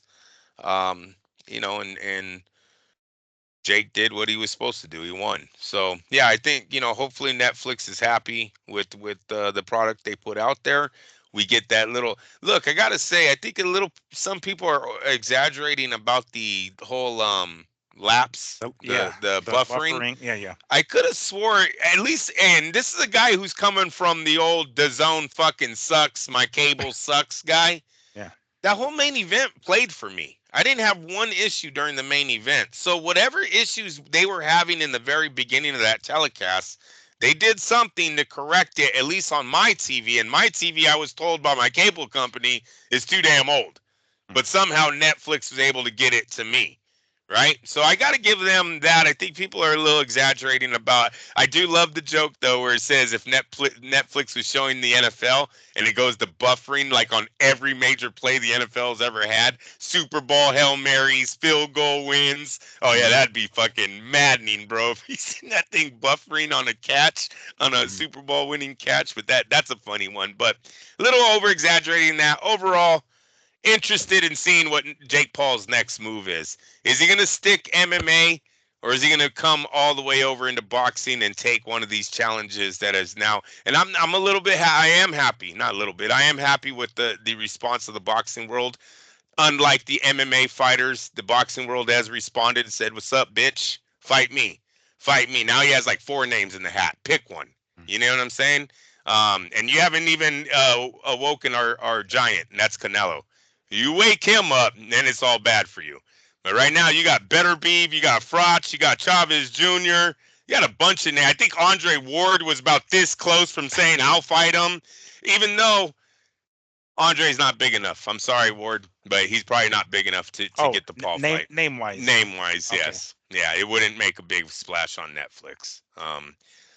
Is it sad that Chavez Jr. is a better opponent than Andre Ward? That fucking sucks. For celebrity boxing. That's right. Good. No, that's a good gotta close. throw that in there because we're not talking about legitimate here. That's right. That would be a different story. We talk about Andre Ward coming back to fight Canelo. It's like, oh shit, that's another story. We're talking about That's a great way to put it. The circus. You're not right for the circus, Andre. It's all I meant. Thank you, Miguel, for pulling me out of that one. That's all I meant. We don't see you as a joke, Andre. God damn it. Yes. Let me going in there with that kind of shit, There was something else I wanted to mention. Oh, yeah. So in 2025, for those of you who don't know, WWE is going to be moving to Netflix. I don't know if they're going to be having. So ever since the streaming services became a thing, pay-per-view kind of took a hit, right? There was a point where WWE used to have pay-per-view every month. If you have before WWE did away with the pay-per-view model, they switched to their own streaming service called the WWE Network. At some point that ended, and then they rolled over to Peacock. So if you have the Peacock app, you have all the video library and the pay-per-view monthlies. They still have monthly events. They call them premium events or something like that. They don't call them pay-per-view anymore because if you have the Peacock subscription, you get the thing for free. So it really isn't pay-per-view in that sense. But for people who don't have those, I think you can still order somehow it's available at pay-per-view, I think. But if they're going to continue with that same model that they have right now in Peacock when they roll over to Netflix in 2025, WWE has a weekly live show on the USA Network or Peacock, the web streaming app. So do you think there's a possibility that's going to end up happening over there? People tune in to watch these WWE pay-per-views, and that's just fucking huge. I'm obviously that's huge. That's huge, and you just made another point that I want to hit on. So you're telling me the WWE had their own platform, didn't work out. They go back to Peacock. They go back to Netflix, right? Well, I don't know if it was that reason that it didn't work. I'm just saying, in the past, they had their own platform. They tried to do their own website. Doesn't pan out. UFC tried their own UFC Fight Pass. We're doing our own thing. Doesn't really pan out. They have now reached out to others. Boxing needs to pay attention here because there's a pattern I'm starting to show. Boxing tried their own way, right? We don't need HBO. We'll go out. We'll do our own thing. We need these platforms that are already in homes, you guys. Amazon, Peacock, Hulu, or whatever you just brought up, HBO. See, when you put on a commercial for a boxing match, that can be played on a million homes that is watching something totally different, has nothing to do with your sport, yet they still seen your commercial for Saturday night. Maybe they're interested, maybe they're not. They seen it, though. When you're on your own platform, I think all three sports have proven they're not getting the same numbers that they were when they were on platforms that were in homes for other reasons. Yeah. We need to get back on a platform that's Netflix, Amazon, one of these guys.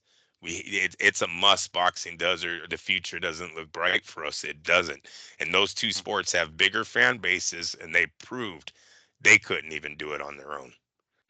They needed the eyes of a wider audience. It wasn't the only people, because I did have the WWE Network for a while. I do have the UFC Fight Pass, and I probably shouldn't even. I don't need it, really, frankly. The only reason I have it, which is really more so just to watch older fights, is for the library. Really, that's the only reason I have it. But if you have the ESPN Plus, and within 2 weeks, a UFC pay-per-view is on there, so you get to go back there and watch it. And it has a good library for a little bit. I think it only goes to like a year back or something like that. If you go to like the library for the UFC pay-per-views on ESPN Plus, and then anything beyond that is going to be stored away in the library for the UFC Fight Pass. So it's still around, but people barely fucking use it. And the only ones that do are the ones that are more hardcore fans. The people that had the WWE Network are more the hardcore fans. But when they're on Peacock now, even people who don't watch wrestling see a commercial fly by and like, oh shit, and they're going to do it again with Netflix. When they reach that wider audience, it's an advertisement to them. And they're like, oh shit, wrestling. I haven't watched wrestling in a while. Yeah, I'll tune in to watch WrestleMania that I haven't watched in 20 years. They'll tune in to watch it because at least the advertisement reaches a wider audience. So who I really want to talk to before we move on is His Excellency, because he's the one that's going to drive this sport into the future, and he needs to make the right decision on what platform he chooses. Right now, we've seen him strike a deal with DAZN, and we've seen the purchase of the Ring magazine, which included Ring Television. Now, I don't know where Ring TV is aired. Never seen it on my cable company. I don't know if it's an internet thing, if it's just a website you go to and watch streaming. It seems like it. Probably, right? That's probably the dump both of those. That's not where we want to go. You are not going to save the sport to do something that Dana White and the UFC and Vince McMahon and the WWE couldn't do. If these two gentlemen could not build their sports on platforms by themselves, boxing will not, His Excellency. We need to get into a platform that already has a audience to reach just by putting our product or our commercials, our build-up shows. You can put these things on net. You know what I mean? Yes, or 20. Yes. Nobody wants to go to Ring Television to watch a build-up show. Yeah. So that's the man I'm trying to reach to, because he's the one that really is in the driver's seat in the next few years here. Bob is becoming more and more of a afterthought. I don't even hear Bob's name anymore, and he was our biggest. He's the Bob father. He's the godfather of this whole thing, man. He just doesn't look like he's involved anymore. And so De La Hoya is fucking. I don't know what De La Hoya's got personal demons he's dealing with half the time. That's what I'm going to be politically correct tonight and call it personal demons. Eddie Hearn does not have an eye for boxing. He doesn't. He has his daddy's name and his daddy's money. Sorry, Mr. Hearn. That's cool for you. Hey, you were born in the right family. You're not the guy that I want driving my sport. You have driven DAZN right into the fucking ground, and you had $1 billion. Fuck that. We're not doing that. We're not doing that show again. You wrecked my Lamborghini. You're not driving my other Lamborghini. Yeah, okay, Mr. Hearn? Anymore, motherfucker. Hey, Excellency, we could tell him like that. See, I could work for this guy. I really could. You crash our Lamborghini, you're not getting the keys in another one. Call Andrew. Fuck out of here. Call me. I'm the secretary.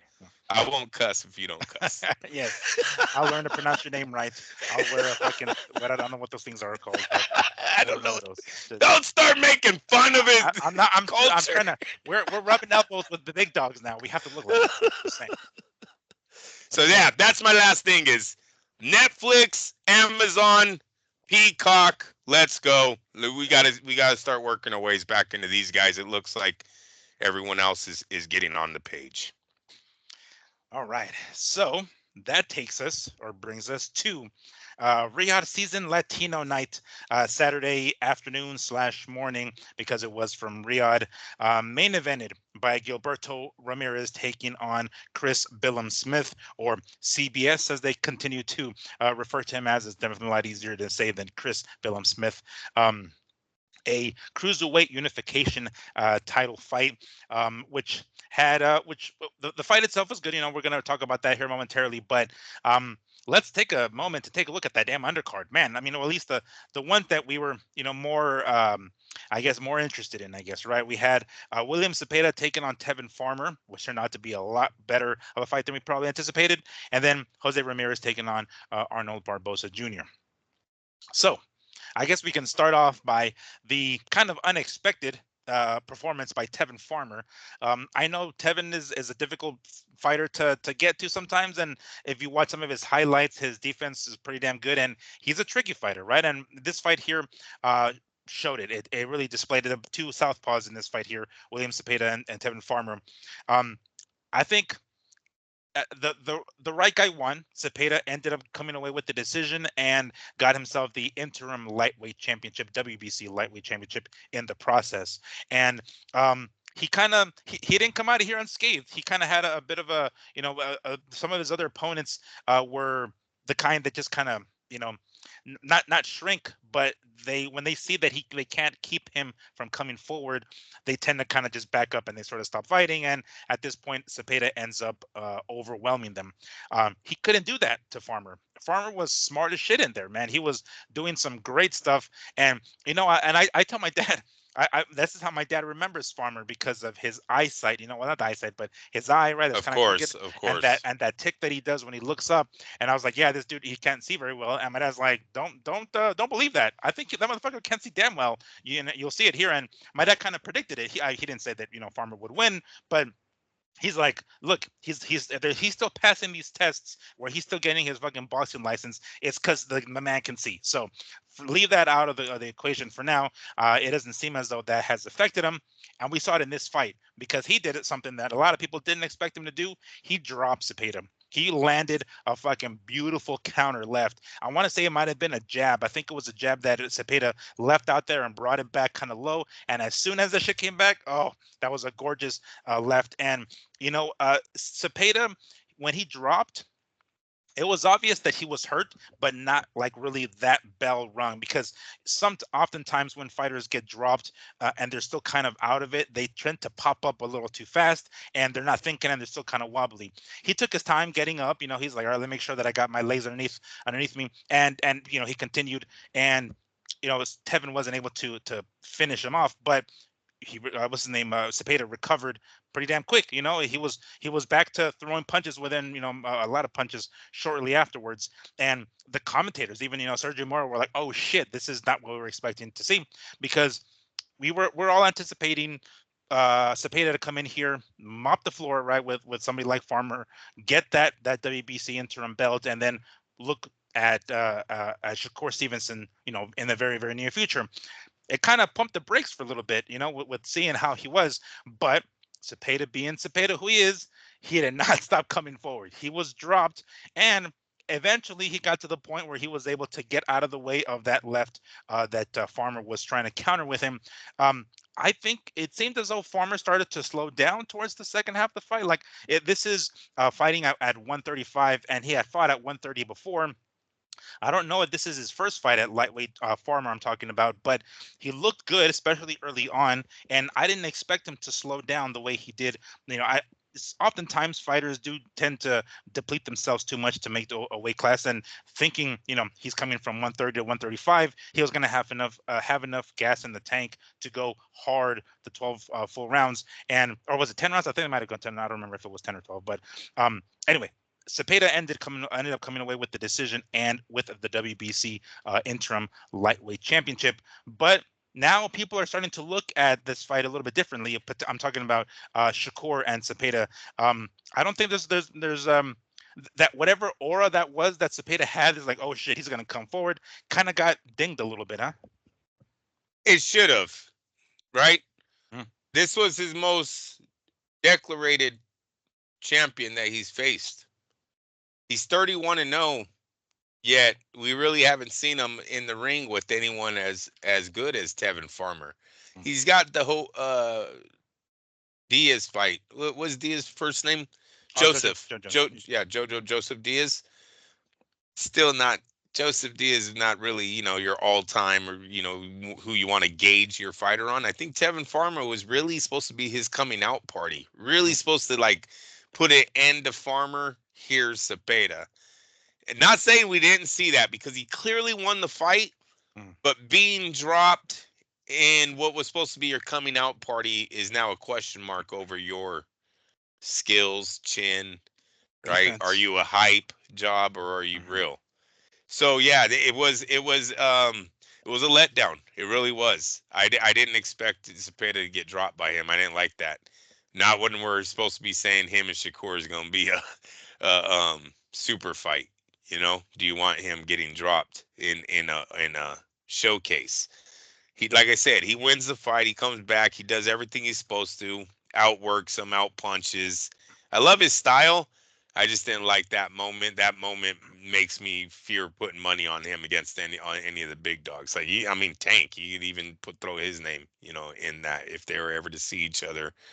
You're getting dropped by Tevin Farmer, who was not known to be a hard puncher going into the fight, and he Right. was, and Mm-hmm. he was hurt. It's just like, so, a little bit of a letdown for Zepeda fans for his momentum. I know Oscar's probably wanting to pull that trigger a little faster now. Now you better get that payday before he get a hiccup here against someone like Tevin Farmer. So, it's still a good fight. It was a good fight. It was just a letdown. I was kind of waiting for Zepeda to like really pull away. I gotta say, and that's why we would have to look into Tevin Farmer's background. I know he's been stopped, but he has went 12 rounds with a lot of good fighters.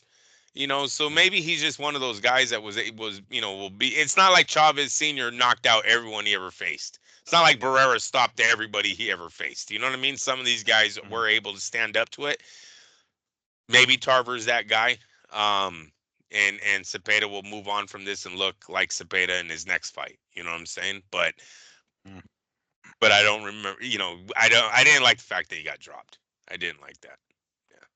Yeah, and he got hit with that left hand a few times afterwards. He was able to take it afterwards. It wasn't until like after even that he was like, oh shit, let me get out of the way. And maybe to some degree it was even Farmer slowing down, because it did look like he kind of started getting and I know that part it was pretty obvious that part of Farmer's game plan was to hold and clinch because he did that quite a bit, and it never got to the point where the referee was going to give him like severe warnings. He might have given him one warning, I don't remember right offhand, but it was no point deduction or anything like that. It wasn't to that degree, but he did what he knew that was going to be one of the ways he can smother Zepeda is to grab him and he did it, and it seemed as though the second half of the fight he was doing it more so because he was tired more than anything. But that 12th round, I was a little concerned. I thought Tevin might have like eked it out, and I haven't seen Oh the wow. scorecard, so I didn't know. I don't remember if it was, but I was watching it and I was like, this is not like, oh shit, is he fucking losing this round? And you got to close the fight, hard. And I'm trying to remember. I know it was the interim title fight, but I don't remember if it was 10 or 12 rounds. Should have been 12. But anyway, the last round is what I'm saying. And I was a little concerned. I thought maybe Tevin might have gotten it. I'm like, oh shit, he just probably sealed the deal with this round. I was like, fuck, there goes that. But I mean, obviously, who I was cheering for. I was going for Zepeda, Right. but it looked like he might have lost that round, and I was like, damn, shit, Tevin fucking pulled it off.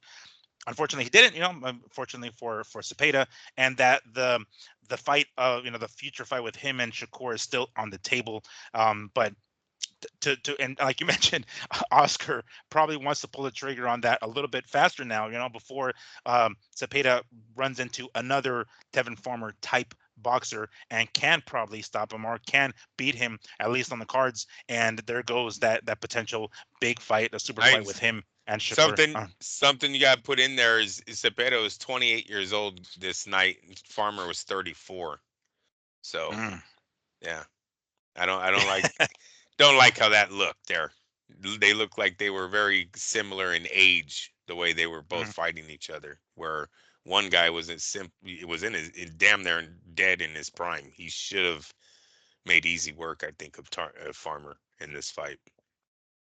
Yeah, yeah, and it was entertaining fight for for the full length. I was kind of at the edge of my seat, especially after that drop. I was like, oh hell no, because I didn't watch it initially. I came home and I watched it afterwards because there's a UFC card later on that evening. So I'm like, shit, before I watch the UFC card, let me go ahead and pop on the and of course it's on DAZN, so I can just fast forward it. And I was that habit that you have is you go to your social media without even realizing it, and I saw a clip of him getting dropped. I was like, oh no, what the fuck? So I had to like rush home and watch it, and then I was like, don't tell me this motherfucker got stopped. But he didn't. He came And away with the victory.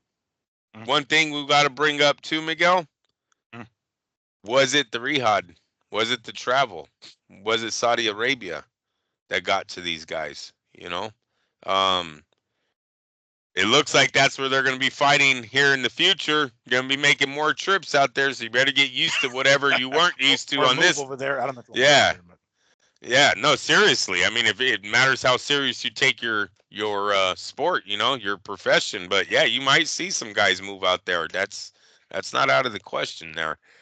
They moved to Las Vegas, right? Yeah, sure. So, so, Yeah. but yeah, maybe we'll let William have one more fight before we start putting question marks on him.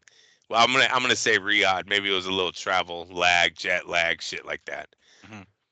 Yeah, that He, could be. That's a possibility. I mean, he's bringing his that mom next time for some homemade cooking, maybe. right. Yeah, he's bringing his homemade tamales to get him ready for that fucking fight. Hey, how long for taquerias in Saudi Arabia? No, just kidding. And hey, that did you see the fucking? I mean, we'll talk about the attendance later. But they set up that damn arena hella fucking nice. They Yeah. had mariachis, Yep. and Oscar De La Hoya came in with his mariachi, charro outfit. Right, he was ready. He was coming ready. He's like, I'll take this I thought seriously, he man. was gonna sing. When he dropped that little maybe I sing, maybe I was like, oh fuck, is he really gonna be the concert tonight? Oh my god, yeah. And then when I seen them performing, I was like, he better not come out. Don't do this, Oscar, because it would have been a shit show. It wouldn't have been Oh yeah. perfect. No, hell no. And Sergio Mora said it during the broadcast that he's actually a pretty good singer. I'm like, I don't know about that. I mean, he was nominated for some like Maybe in Latin his Grammy or something. 20s, yeah, Yeah, but not right. after all this alcohol and Yeah, not fucking after all the cocaine. drugs. Yeah, exactly. That's what I'm saying. Over there, he's Oh, just wait like, a minute. Wait, not after all these demons have been. oh, there you go. Yeah, there you go. It's got to be like all these personal demons that he's still fighting to this day. This one particular white demon who he can fit in his pocket when necessary. It's a little dangerous, so you probably shouldn't have that over there. So I'm glad he didn't come out singing, but yeah, it's crazy. They had the dances and the mariachis up there, and they really made it a whole Latino night there, and the setup was really cool. They had a nice little setup Yeah. and everything, and I was. And we'll get into the attendance a little later on to kind of wrap it up, but it seemed like everybody was kind of not sure what to think of it. There was a lot of English, fans out there, and then of course the fans in Saudi Arabia. I mean, they're not stupid people. They're not uncultured, so they're gonna know the stuff, how Mexican culture is and so forth. But I was seeing them dance, perform, and the guys were just kind of standing up like, mm, Oh, I like hella thought. I'm not. At the end Huh? there, I thought all those guys that were dancing that one shot, they have one shot Yeah, where yeah. like They there's kept going like back to it. 7 dudes there. I told my wife that was paid actors, man. That is His Excellency saying, "Get your ass out there and make it look like this thing is jumping right now." Those guys are like, "Man, is the music over yet?" Stuff like, they're Yeah, it's totally like paid if dancers, the camera, bro. I don't know if the camera's on us. Okay, fine. Then You know they all got a text. They all get your ass out of your seat and start looking like this thing is live right now. You're all fucking fired tomorrow. yeah, you better That was dance like funny. your job depends on it because it does. Um, but it certainly was Latino night, because it was basically, I mean, I guess all the Latinos won, right? I mean, at least on the main card. The fight that came after, Jose Ramirez versus Arnold Barboza Jr. It. God damn it. That's what This we fight, waited so many years for. I know, right? Yeah. Would we have had more fireworks if they had Hey, fought before, Ramirez lost to Josh or something like that, would we have had a better you know fight what then? our guy would have said right now? Lee would have been like, Bob would have said, they're all singles. You guys have Yeah. always been singles. And when you put you in the same game, it's only a double. That's what we would have got from Lee. Yeah. Because that's what it was. It was 2 singles in that Mhm. fucking ring, dude. That's precisely what it was. And my dad and my we watched it with the hopes that we were going to get mind you, this is at 140 pounds, Jose Ramirez and Arnold Barboza Jr. We were hoping to get like, and I remember hearing Barboza say a few times that he was kind of chasing Teofimo. He went to a couple of his fights and was ringside waiting for maybe a call out or something. It never actually happened for Teofimo, but um my dad was like, one of these guys is gonna probably possibly fight him. I'm like, yeah, Dad. Like, and he was like, I don't know. I mean, if obviously, what's his name? Ramirez, has had his loss to Josh Taylor and has come back. I think he fought Pedraza. I forgot who he fought, but anyway, he was on the comeback trail, right? And then it seemed, and this is kind of what bugged me. It seemed as though Ramirez just never had that urgency. It never seemed like he was like, you know what, am I losing this fight? Let me go ahead and push forward. The urgency from his team, something. Right. He just fought at the same pace the whole fucking time. Like, yeah, there was a couple of times where him and Barboza traded punches, and Barboza felt it more, but besides those few instances, it was basically Barboza winning the fucking fight. Um, yes, the scorecards were close, and even my dad was like, "The fight should not have been that fucking close. Like Barboza got it, period." So I'm like, "Oh, the right guy won in the end," but scorecards were a little closer than I probably thought they should have been. And in the end, Barbosa got the victory. And I told my dad, like, look, this is a common saying in the fight game. You win this one, and then you look good on the next one, right? This is kind of one of the ones where you just have to win, regardless of how you look. It could be a total snooze fest, and you stink up the house, but you end up coming away with the victory. Cool. The next one, you look better. You look just spectacular on the next one. This is kind of one of the important ones that you kind of have to make sure you win, regardless of how it looks. And that's what I think was the game plan for Barbosa here. It's like, all right, we've been waiting for this fight for quite a while because they've been circling each other often or for a long time because they were both previously with Top Rank. Now they're both with Golden Boy, and we finally get the fight. I'm not gonna lie, I was expecting more fireworks, but it Right. didn't turn out that way. And it, for as good of a fight that Zepeda and Tevin Farmer was before this one, it kind of put the people to sleep a little bit. They were kind of like, these are probably one of the top challengers at 140 pounds, and they kind of put on a bit of a snooze fest. And again, it wasn't exactly. I get it. This is an important fight, and they had to win one way or another, whether it was entertaining or not. But it definitely was not, and it kind of stunk up the house a little bit. They probably should have had that fight first, and then Farmer and Spade afterwards. That would have been a much better co-main event. But regardless, we talked about it earlier. Now with his victory, there's a pretty good chance that it what's his name? Ryan Garcia is probably going to come back and choose to fight somebody like Barbosa. Probably saw him and thought, this 140-pound dude, I can get him to move up to 147. We're going to fight at 146 or some sort of catch weight or some shit, and be like, yeah, I can take this dude. That's most likely what Ryan is thinking after seeing his performance. Andrew, do you think Barboza can do better? Is this really like what we can come to expect from Arnold? These kind of fights, these kind of like eke 'em out fights, or do you think he's got more to show? Um, I think him and Boots Ennis have something in common, and we're finding out why their promotional companies didn't move forward with either guy. Right? They're not as good as their record is showing. Maybe when they put them in the ring with the B guys, they know they can win those, so they'll keep them undefeated, keep them going. Every time they try to pick up sparring or pick up competition, they're not looking as good, so they got to hold back and just hope that they get their big moment to Crawford or get a big shot at Ryan Garcia. So it's kind of weird that both dark horses, Barbosa and Ennis Boots, have not really panned out in their new promotional companies with the lights all on them. Because I gotta say, this is Barbosa's second fight, just like Ennis, where we're coming back and going, well, maybe, maybe, maybe, maybe, maybe. When's it gonna be like, damn, this guy looked bad last night? When's he gonna fight someone? Hasn't been that yet for either guy. So, and I was not impressed with Barbosa in this fight. I was less impressed with Ramirez. Ramirez just doesn't seem like the same fighter anymore. You really don't. I That's don't what I'm know saying. what The fire's gone or something, it, huh? it is. I don't know what changed about him. If it was the move in trainers, I do believe he left his trainer that got him to Mm. to the Yeah, sport. he's with Garcia now, right? That's what it was. Garcia, Yeah, that's Ryan right. Garcia. Yes. And I don't know if that's where he's still. I don't know what it is, but he just doesn't seem like the guy. He seems like he's just in there to spar. He's in there to play it safe and go home. Really, he lives in Fresno, right? I don't know. That's where he's from. It's not a demanding place when you think about money and livelihoods. Maybe he just likes making 500, 400,000 a year and going and living on the farm. I don't, who fucking knows? He's just might be cool with life and doesn't really. He's not really looking for the lights and the gold and all that, Well, that's a which tough way to is make a living, though. it is, but it's Yeah. done well for him because he has had a few good paydays where his life probably, if he kept it small, Fresno like, is probably doing pretty good right now out there. It's sort of like Robert in Gilroy. Just not that out there. You could buy a house, you could buy some land. It's not Bay Area pricing. You know what I'm saying? It's all still relatively cheap. It's cheaper to live in California in those two spots. So maybe that's all it is. But it just doesn't seem like he has. I'm over Ramirez.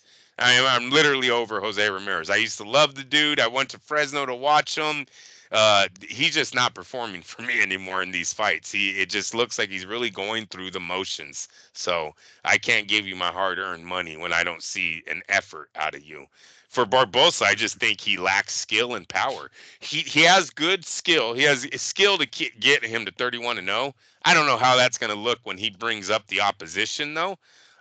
So you're a great ballroom fighter. I don't know if you're a big under the lights kind of guy. You're in your 30s already. That's another thing that I was kind of thrown off when I seen him a few fights ago for the first time, that he was so old. We talk about this guy like he's a young buck. I was like, dude, this guy's in his 30s already. So they need to move. They need to move on him pretty fast. Ryan Garcia, an excellent fight. Although I gotta say, it would be for money.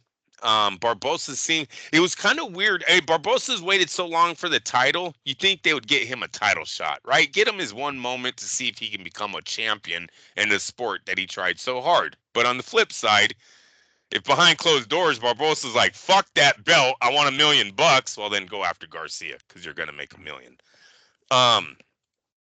So with that being said, where was I going to go? I had something else to say, but I didn't want to come off point. Now I think I lost what I was going to roll into. Oh, well. Barboza side or no, it's probably going to be something on the Garcia fight. But either way, either way, we'll see what happens with Barboza. He's 31-0, so he has options. He can go anywhere.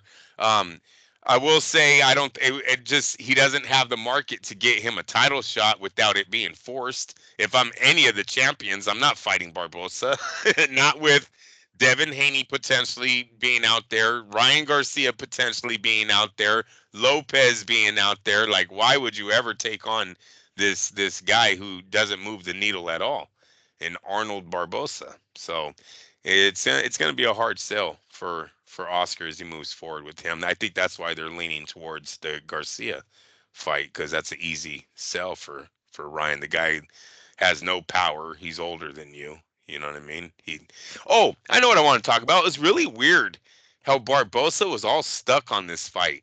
Like, I always wanted this. I wanted this win. I was like, bro, you do know Ramirez is not the same Ramirez when he was the title holder. It was just weird how he was like crying and shit after the fight. Like, I wanted this for so long. I was like, bro, you do want a title though, right? Like, this wasn't it seemed more of a bragging rights type of fight. Yeah, it was just weird. Like, real financial gain. What are you guys, like, best friends? You text messaging each other? Because nobody cared. Nobody cared about Barboza Ramirez. This wasn't. And the Barboza made it seem like he just beat the champ. It's like, dude, I don't know. That was a weird little post-fight interview that he gave after. Yeah.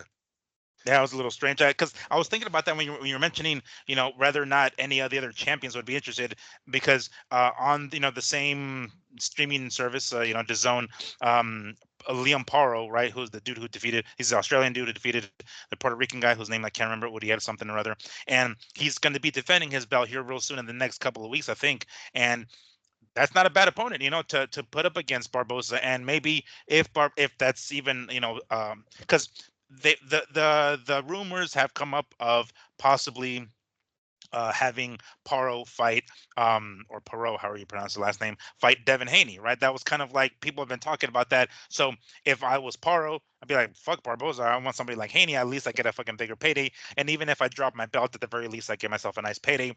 For Barboza, I think that seems like a pretty decent fight to fight somebody like Paro. Maybe take the belt off of Paro and be like, all right, I have a little bit of leverage now. I have some silverware. Ryan, Devin, Teofimo, if you want to give it a go, here's a belt. Let's say it. Let's do it.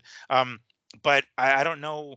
If I'm Eddie Hearn, I'm definitely adding Barboza's name to that 5-on-5. Because right now, Eddie just took the lead with Zepeda versus Shakur. I think he would be leading in the Shakur fight now. And now with Barboza Paro, I don't think that's a hard. I would put my guy up against Barboza. I don't see there's. I just don't see a lot from Barboza that So would you make. would or you wouldn't put him? I Okay, okay. would. I Oh, would. If I'm Eddie Hearn, I would definitely put Liam Paro because Paro's Eddie's guy. I don't know how willing he is to work with Oscar right now. The way, but with this whole 5-on-5 that they've been talking about, I would probably add that name, Barbosa, into there because he doesn't seem like he's that hard of a fight. That might be a little bit more even than what we thought coming in before Saturday night. Yeah. yeah. That's not a bad idea. I thought about that because I was like, wait a second, Parles can be fighting here in a couple of moments, a couple of weeks, and I'm sure if we would to have forgotten, our good buddy Sam Namajar will probably end up, reminding us at some point, like, hey, y'all, don't forget to fucking talk about Paro. He's coming up. I forget when specifically, but in the next couple of weeks, he's going to be on DAZN. I forgot where he's going. He's going to be defending his belt in like some other country. I don't know why, but he's going to be doing that. But that leads us to the main event of the Latino night Riyadh season card on DAZN. Gilberto Ramirez, WBA cruiserweight champion, putting his belt on the line against WBO cruiserweight champ Chris Billiam-Smith, or CBS for short, if we're gonna call him that, because I'm done with the two fucking hyphenated last names. I forget which one's which, but anyway. Um, it was, I saw, wasn't too familiar with Billiam-Smith, but I saw some highlights of him, and I'm like, oh shit, this dude's got some fucking pop. Right. He looks very Terminator-ish, he's fucking buff. He's just like, I'm gonna fucking, I would break you, and I was like, oh shit, this dude's gonna come in. He's not gonna, fuck around with Ramirez, and he's got himself a belt, so he's like, all right, well, unify with Ramirez, take the belt off of him. That probably would make him a star. And it didn't turn out that way. Ramirez, in the end, came away with a unanimous decision, if I remember correctly. But it most definitely wasn't easy. Billum wasn't going to come in and just give up the belt and say, all right, I'm okay with going 12 rounds with this guy. He came in throwing some punches, That's and right. it almost looked like he kind of surprised Ramirez a little bit. Ramirez was like, oh shit, let me go ahead and get my fucking head on straight because these punches are landing. And I have some advice for Ramirez. Cut your hair, please. At these punches, when you get hit with a punch and his hair looks like fucking Houdini or something, it looks worse than it really is, And I Right. think that Right. is pretty impressionable on the judges. They see a punch that, even if it like grazed them, the hair goes like this, and you're like, what the fuck? The punch looks a lot worse, really, than it probably really is. So at least comb it. I don't know how. Do the Katie Taylor fucking two braids or whatever on the front if need be, but just his hair, it not that it gets in the way, but it just makes the punches look worse. But anyway, Ramirez kind of had to wake up a little bit there, right? He was getting clocked with them straight ass fucking right hands, and he's like, oh shit. And Billiam-Smith was moving him back, and Ramirez, I personally don't think he belongs at cruiserweight. You can see it in his physique. He's kind of soft. I still think he can be a 175. He probably should be there, but for whatever the fuck reason, he's at cruiserweight, and maybe it's just out of legacy, saying like, all right, I know I can make the weight, and I'm the first Mexican-born fighter to get a belt at cruiserweight, and now he's the first one to unify. Maybe he wants to be undisputed, and that might be in his immediate future. But the cruiserweights is not exactly a pop in weight class. We don't really talk about it that frequently. Even when somebody like Usyk was in it, it was more of an overseas thing, right? It was more of a European thing. It's like over there, those are the fights that we see that come up on the DAZN undercards. But now we have somebody like Ramirez to have a little bit more name recognition to add name recognition to the weight class. But is there money there? Probably not.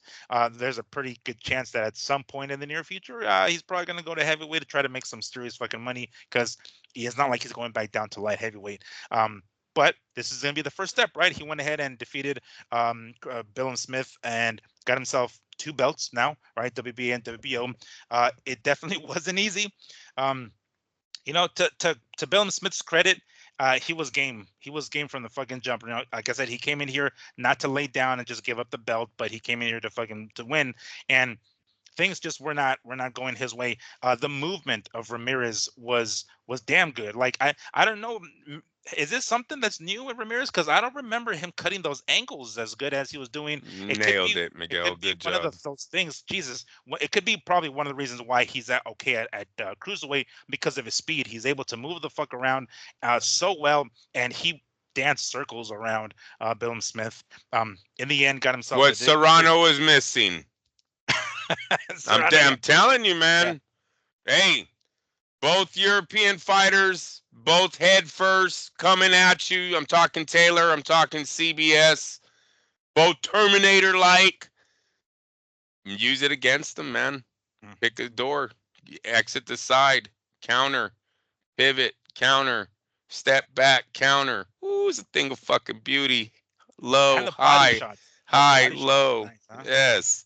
It was a thing of fucking beauty, bro. I was like, don't hook with the Mexican, bro. Don't do oh my God. Don't. I've seen this story. You're not gonna do good, CBS. And it happened. It happened. Same story over and over. You guys are good at fight hooking to the head, but you know nothing about the body. You know nothing about combinations. You know nothing about killing your opponent's will. Mexicans been doing this for a very long fucking time.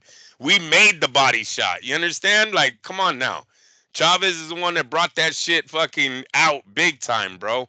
Like it's it was a thing of beauty. It's something Serrano and her trainer need to watch because they need to use that kind of style on. That's what I'm asking for versus Katie. When you got someone who's leading, constantly coming this, step out the side, throw a fucking shot downstairs, step out the side, throw it straight. Like it's sad that Serrano got beat with that easy of a game plan by the chick. We're complaining so much of leading of the head when we shouldn't be. We should not be complaining that much about that. That should have been stopped by the fighter, especially when your trainer then comes out after the fight and says, I know she does that. What the fuck? That was like, ugh. Like you said, even when as far as to start naming off names, naming off injuries, it was like, bro, well, you did a fucking terrible job at game planning. Because I hear all these other trainers go, stick to the game plan, we'll win this fight. Stick to the game plan. What the fuck's your game plan for a leading head, bro? But anyways, gonna fast forward CBS. Don't get me stuck on that man again, Mister We're back. Steroid selling motherfucking guy. No, fuck. Right. So anyway, Criminal CBS. fucking record guy, but okay. Yeah, fucking Bentley is a whatever. Bentley in the living room, I think is what they said. Anyways, CBS, yes. He didn't have the body shot. He didn't have the side-to-side movement. He didn't have the boxing skills. Something the Europeans have always lacked. They got power. They're very exciting.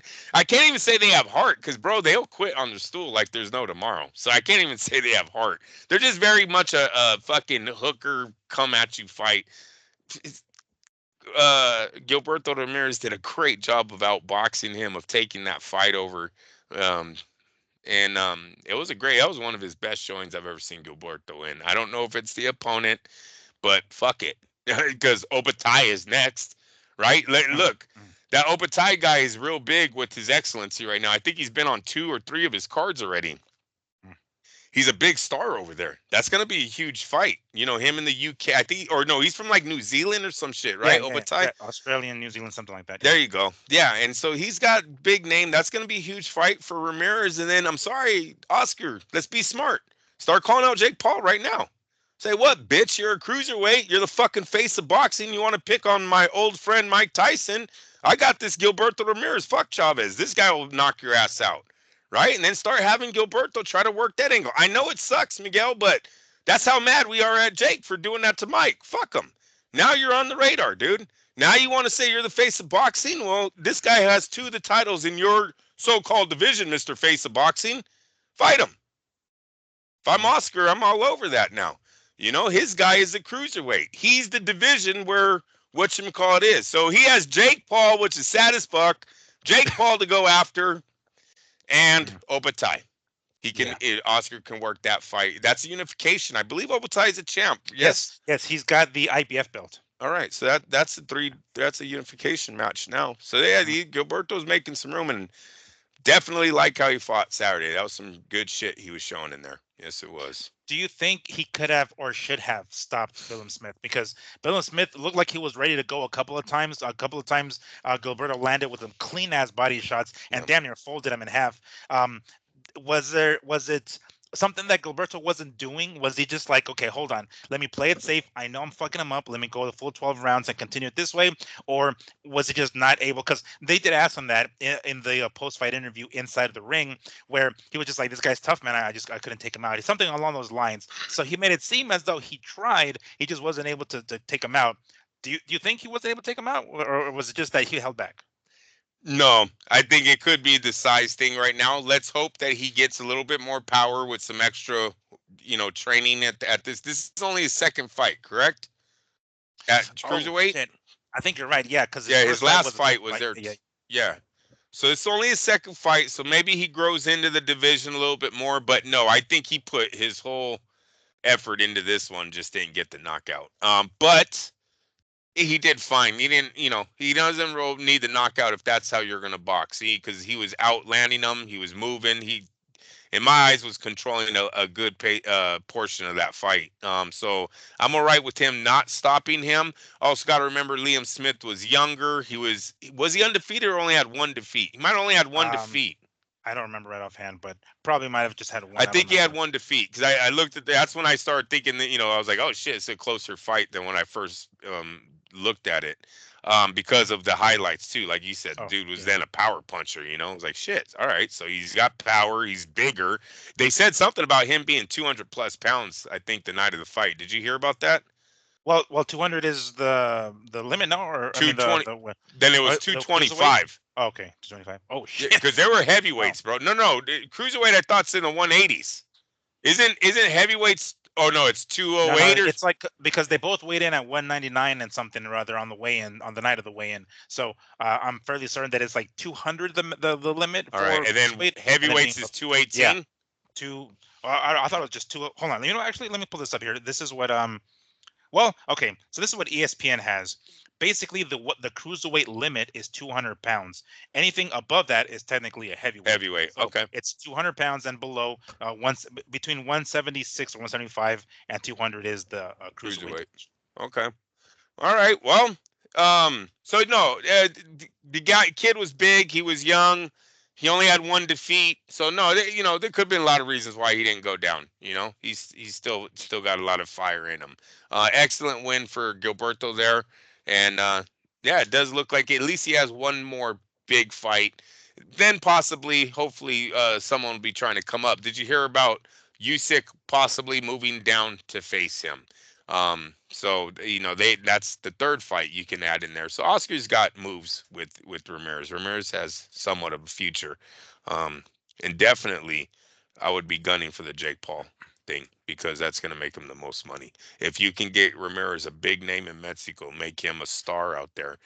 Um, Hell, do you give Chavez an opportunity? Do you try to get Chavez a few fights, maybe on a Saudi card, to see if he can't build a name for Ramirez, and then Ramirez take him out in 2025 to try to work a Jake Paul deal at the end?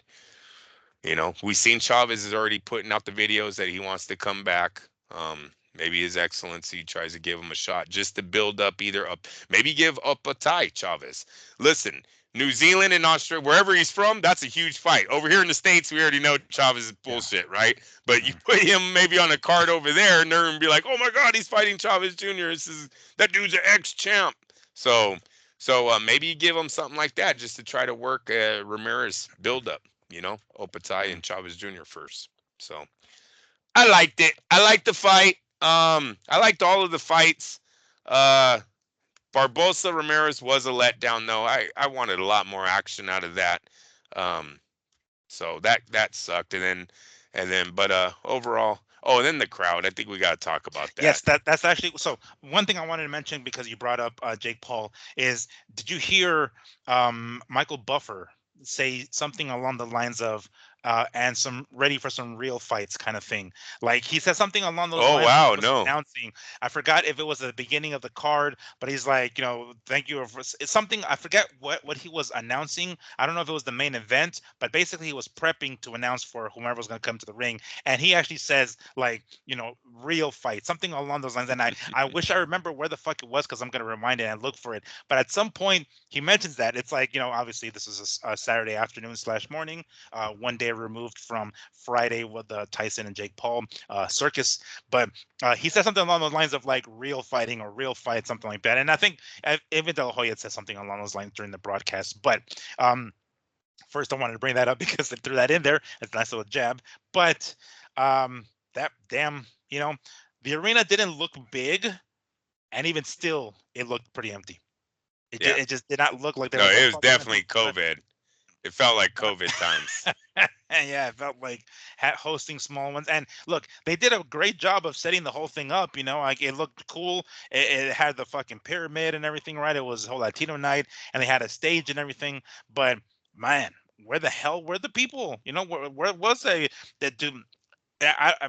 Was His Excellency even there? I don't know if he was there. I don't remember seeing him You if he know was what? there. You're right, Miguel. I don't remember them showing him at all.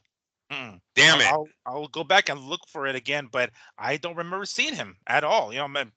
Again, we could be wrong. I don't remember because I like to have it, play in the background while I'm recording the show. But I don't remember seeing him there. So if he was there, then whatever, our bad. But I don't remember seeing him there because usually we'll see him sitting next to Oscar or Of something like that. course. Of But course. um, but yeah, what a letdown with the crowd. What the fuck, man? I mean, where they just I don't know because it they have Liam what's the name Billiam-Smith, English guy, right? Yeah. And Yeah. they're there's a big English community there, and they're within flying distance, is not that long of a trip, so that he had fans come and support him there, but it just didn't look like the arena was full. That doesn't look too good. It doesn't, because I gotta say, if this fight was in America, they would have had quite a few more fans there, especially if it was done in LA. This is where His Excellency needs to make sure they know, like why is Crawford in LA, but Ramirez, Zepeda, and Barboza are all in Saudi Saudi Arabia. Arabia. Mhm. You would think that fight you would want in LA. Crawford, because he's the face of boxing, you could probably take him to Saudi and get more people to go see him over there than you would of these three guys coming. Then plus the money that you put in the production of the thing, like you said, the backdrop, the pyramid, all that would have done yourself a way better in Los Angeles with that kind of a thing. You imagine Dodger Stadium with that kind of setup, Mhm. something like that with the fans. You would gain a lot of respect from the fans in America if you brought some kind of production like that over here. So you got to say, all right, so one, we didn't travel, right? You had three good names on that, maybe even four. You had Ramirez in there. He's a veteran, at least in the sport. Fan base didn't travel at all. His Excellency needs to look at that moving forward with the Mexican fighters, that if I invest a lot of money into you guys, are your fans even coming to our country to watch?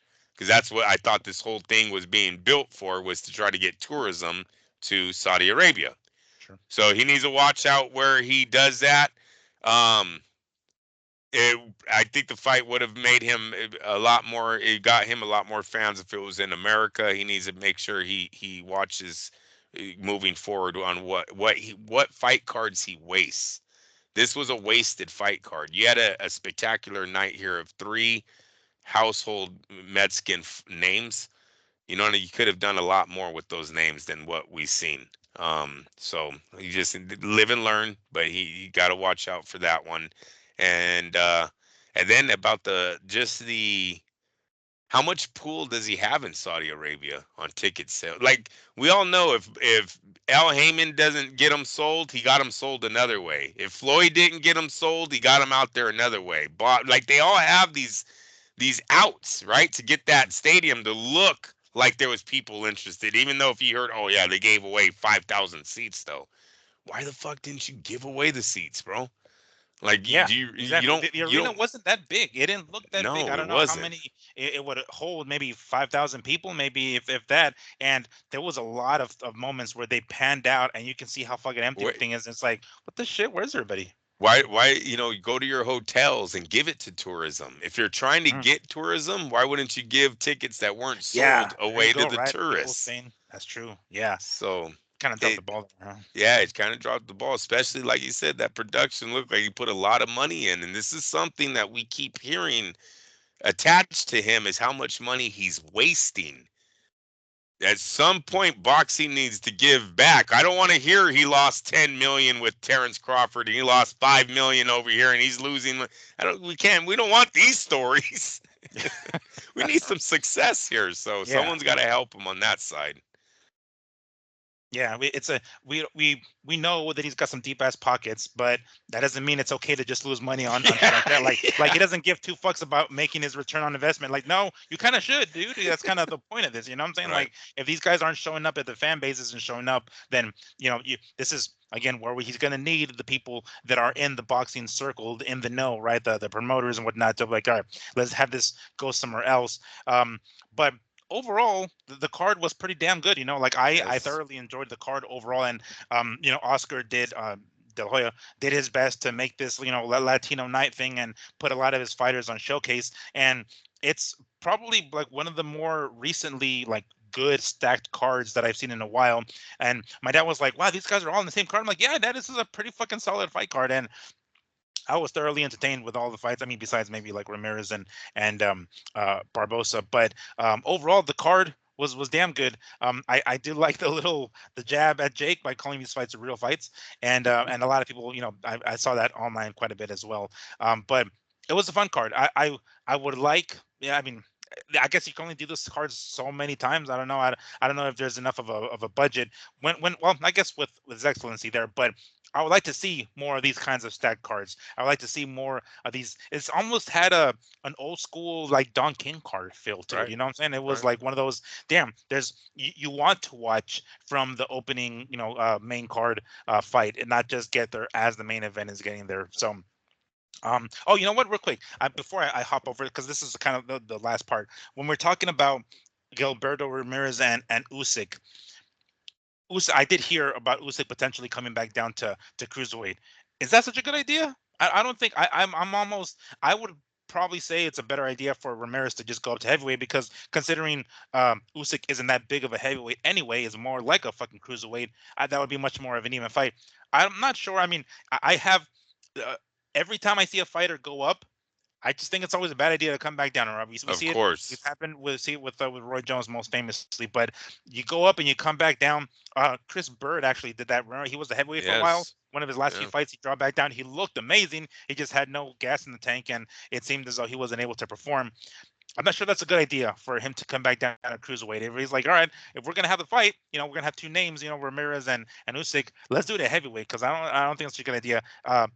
What do you think? Because I did hear about that, but I'm a little on the fence about that. I found it weird because he's the heavyweight, undisputed heavyweight champ, Yeah. right? Unless Usyk knows something that we don't, why would you be giving up your heavyweight championship belts to go fight for titles that no one really cares about in America? Unless it's some bucket list thing that he want. No, he's already been the cruiserweight champ, right? Yeah, no. Yeah. So it absolutely makes no sense. Maybe it was just Oscar talking out of his ass on that day. Who knows? I don't want to see Ramirez. I don't see Ramirez putting another 20 pounds on though. I really don't. He would look way too fat. So the best thing he can. Yeah, he look. You were right though. He looked Yeah. soft on Saturday. I could only imagine him trying to fight at heavyweight. So best thing for him is really to sit back and hold down the cruiserweight division because his excellency is in the game and we're not now getting a mixture of these cruiserweights coming from the UK, coming from New Zealand, whatever. Mm. There's a chance that he gets fights at the cruiserweights now. So why move? You have two Yeah. titles. He's in his prime still, right? He's under 30 or is he in his 30s now? Ramirez. You How know, I old is think Ram? he just hit his 30s. I don't know. 30s. Let All me right, find so out. he's on the day. He's at the end of his prime then, because I think 32. I think is when they used to say that was it for fighters. It was at 32. I Oh know with. shit, he's 33. All right, so he is 33. Okay, he, so he he. turned 33 back in June.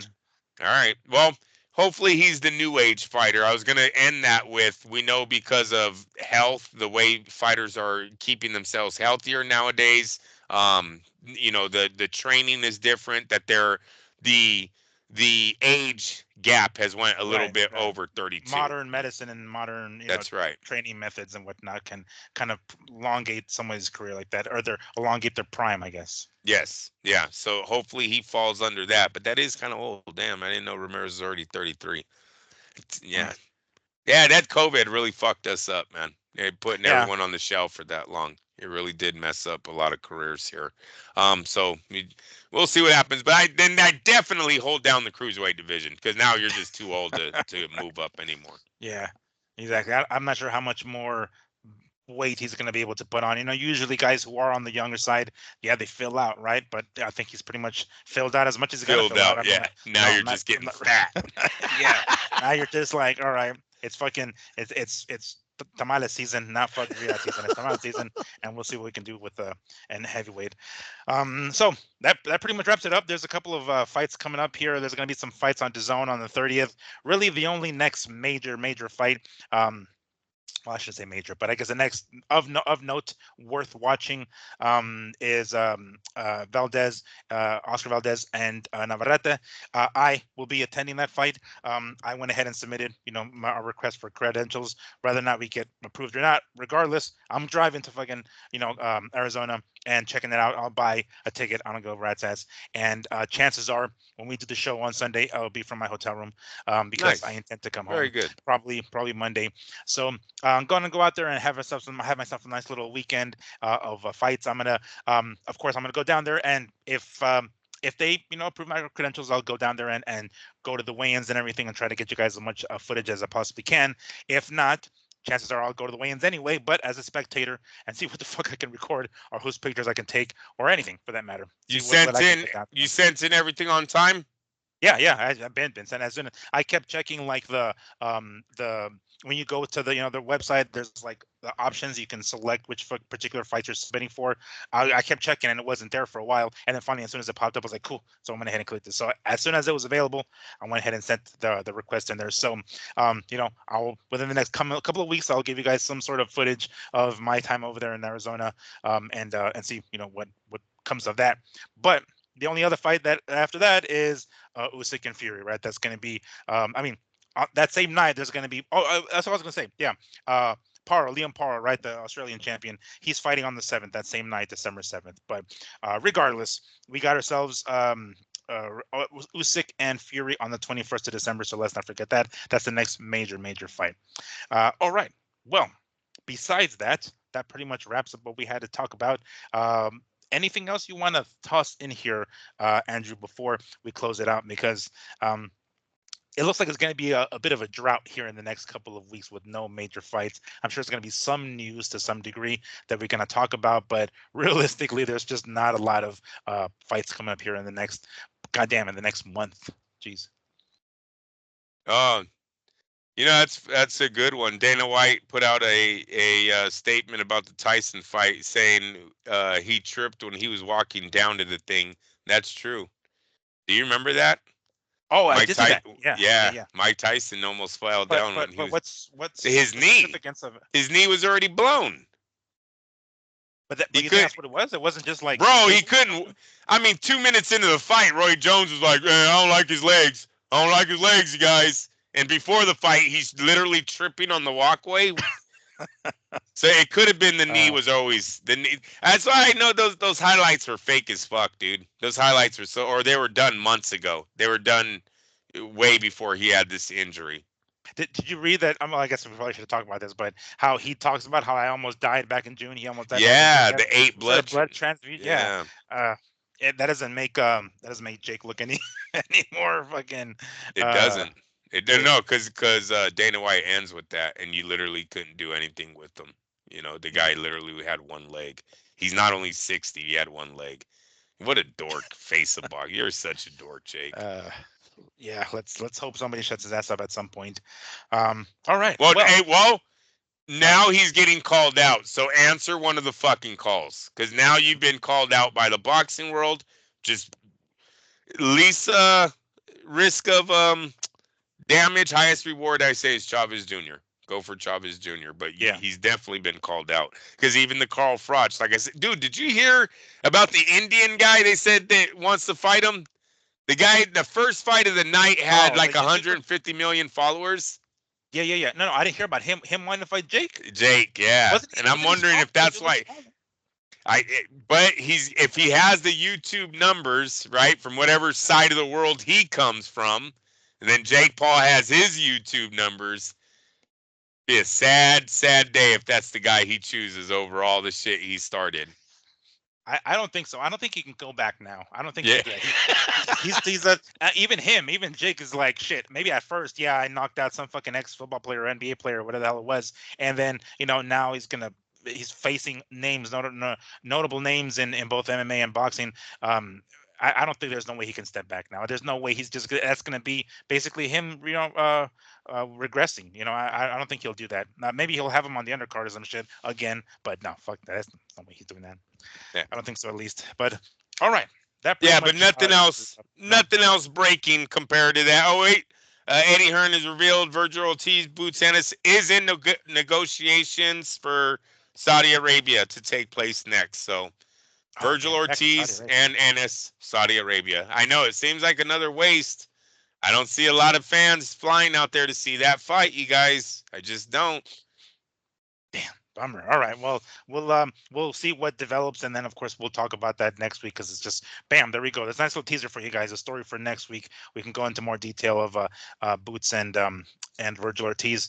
So we want to thank you all for joining us. We had plenty more to talk about when it comes to Jake Paul and Tyson, more so than our initial reaction video. So thank you for watching that, and of course this. You enjoy the rest of your weekend. We'll be back next week with more stuff, more ranting. And you have yourselves a great weekend. Take care, y'all. Peace.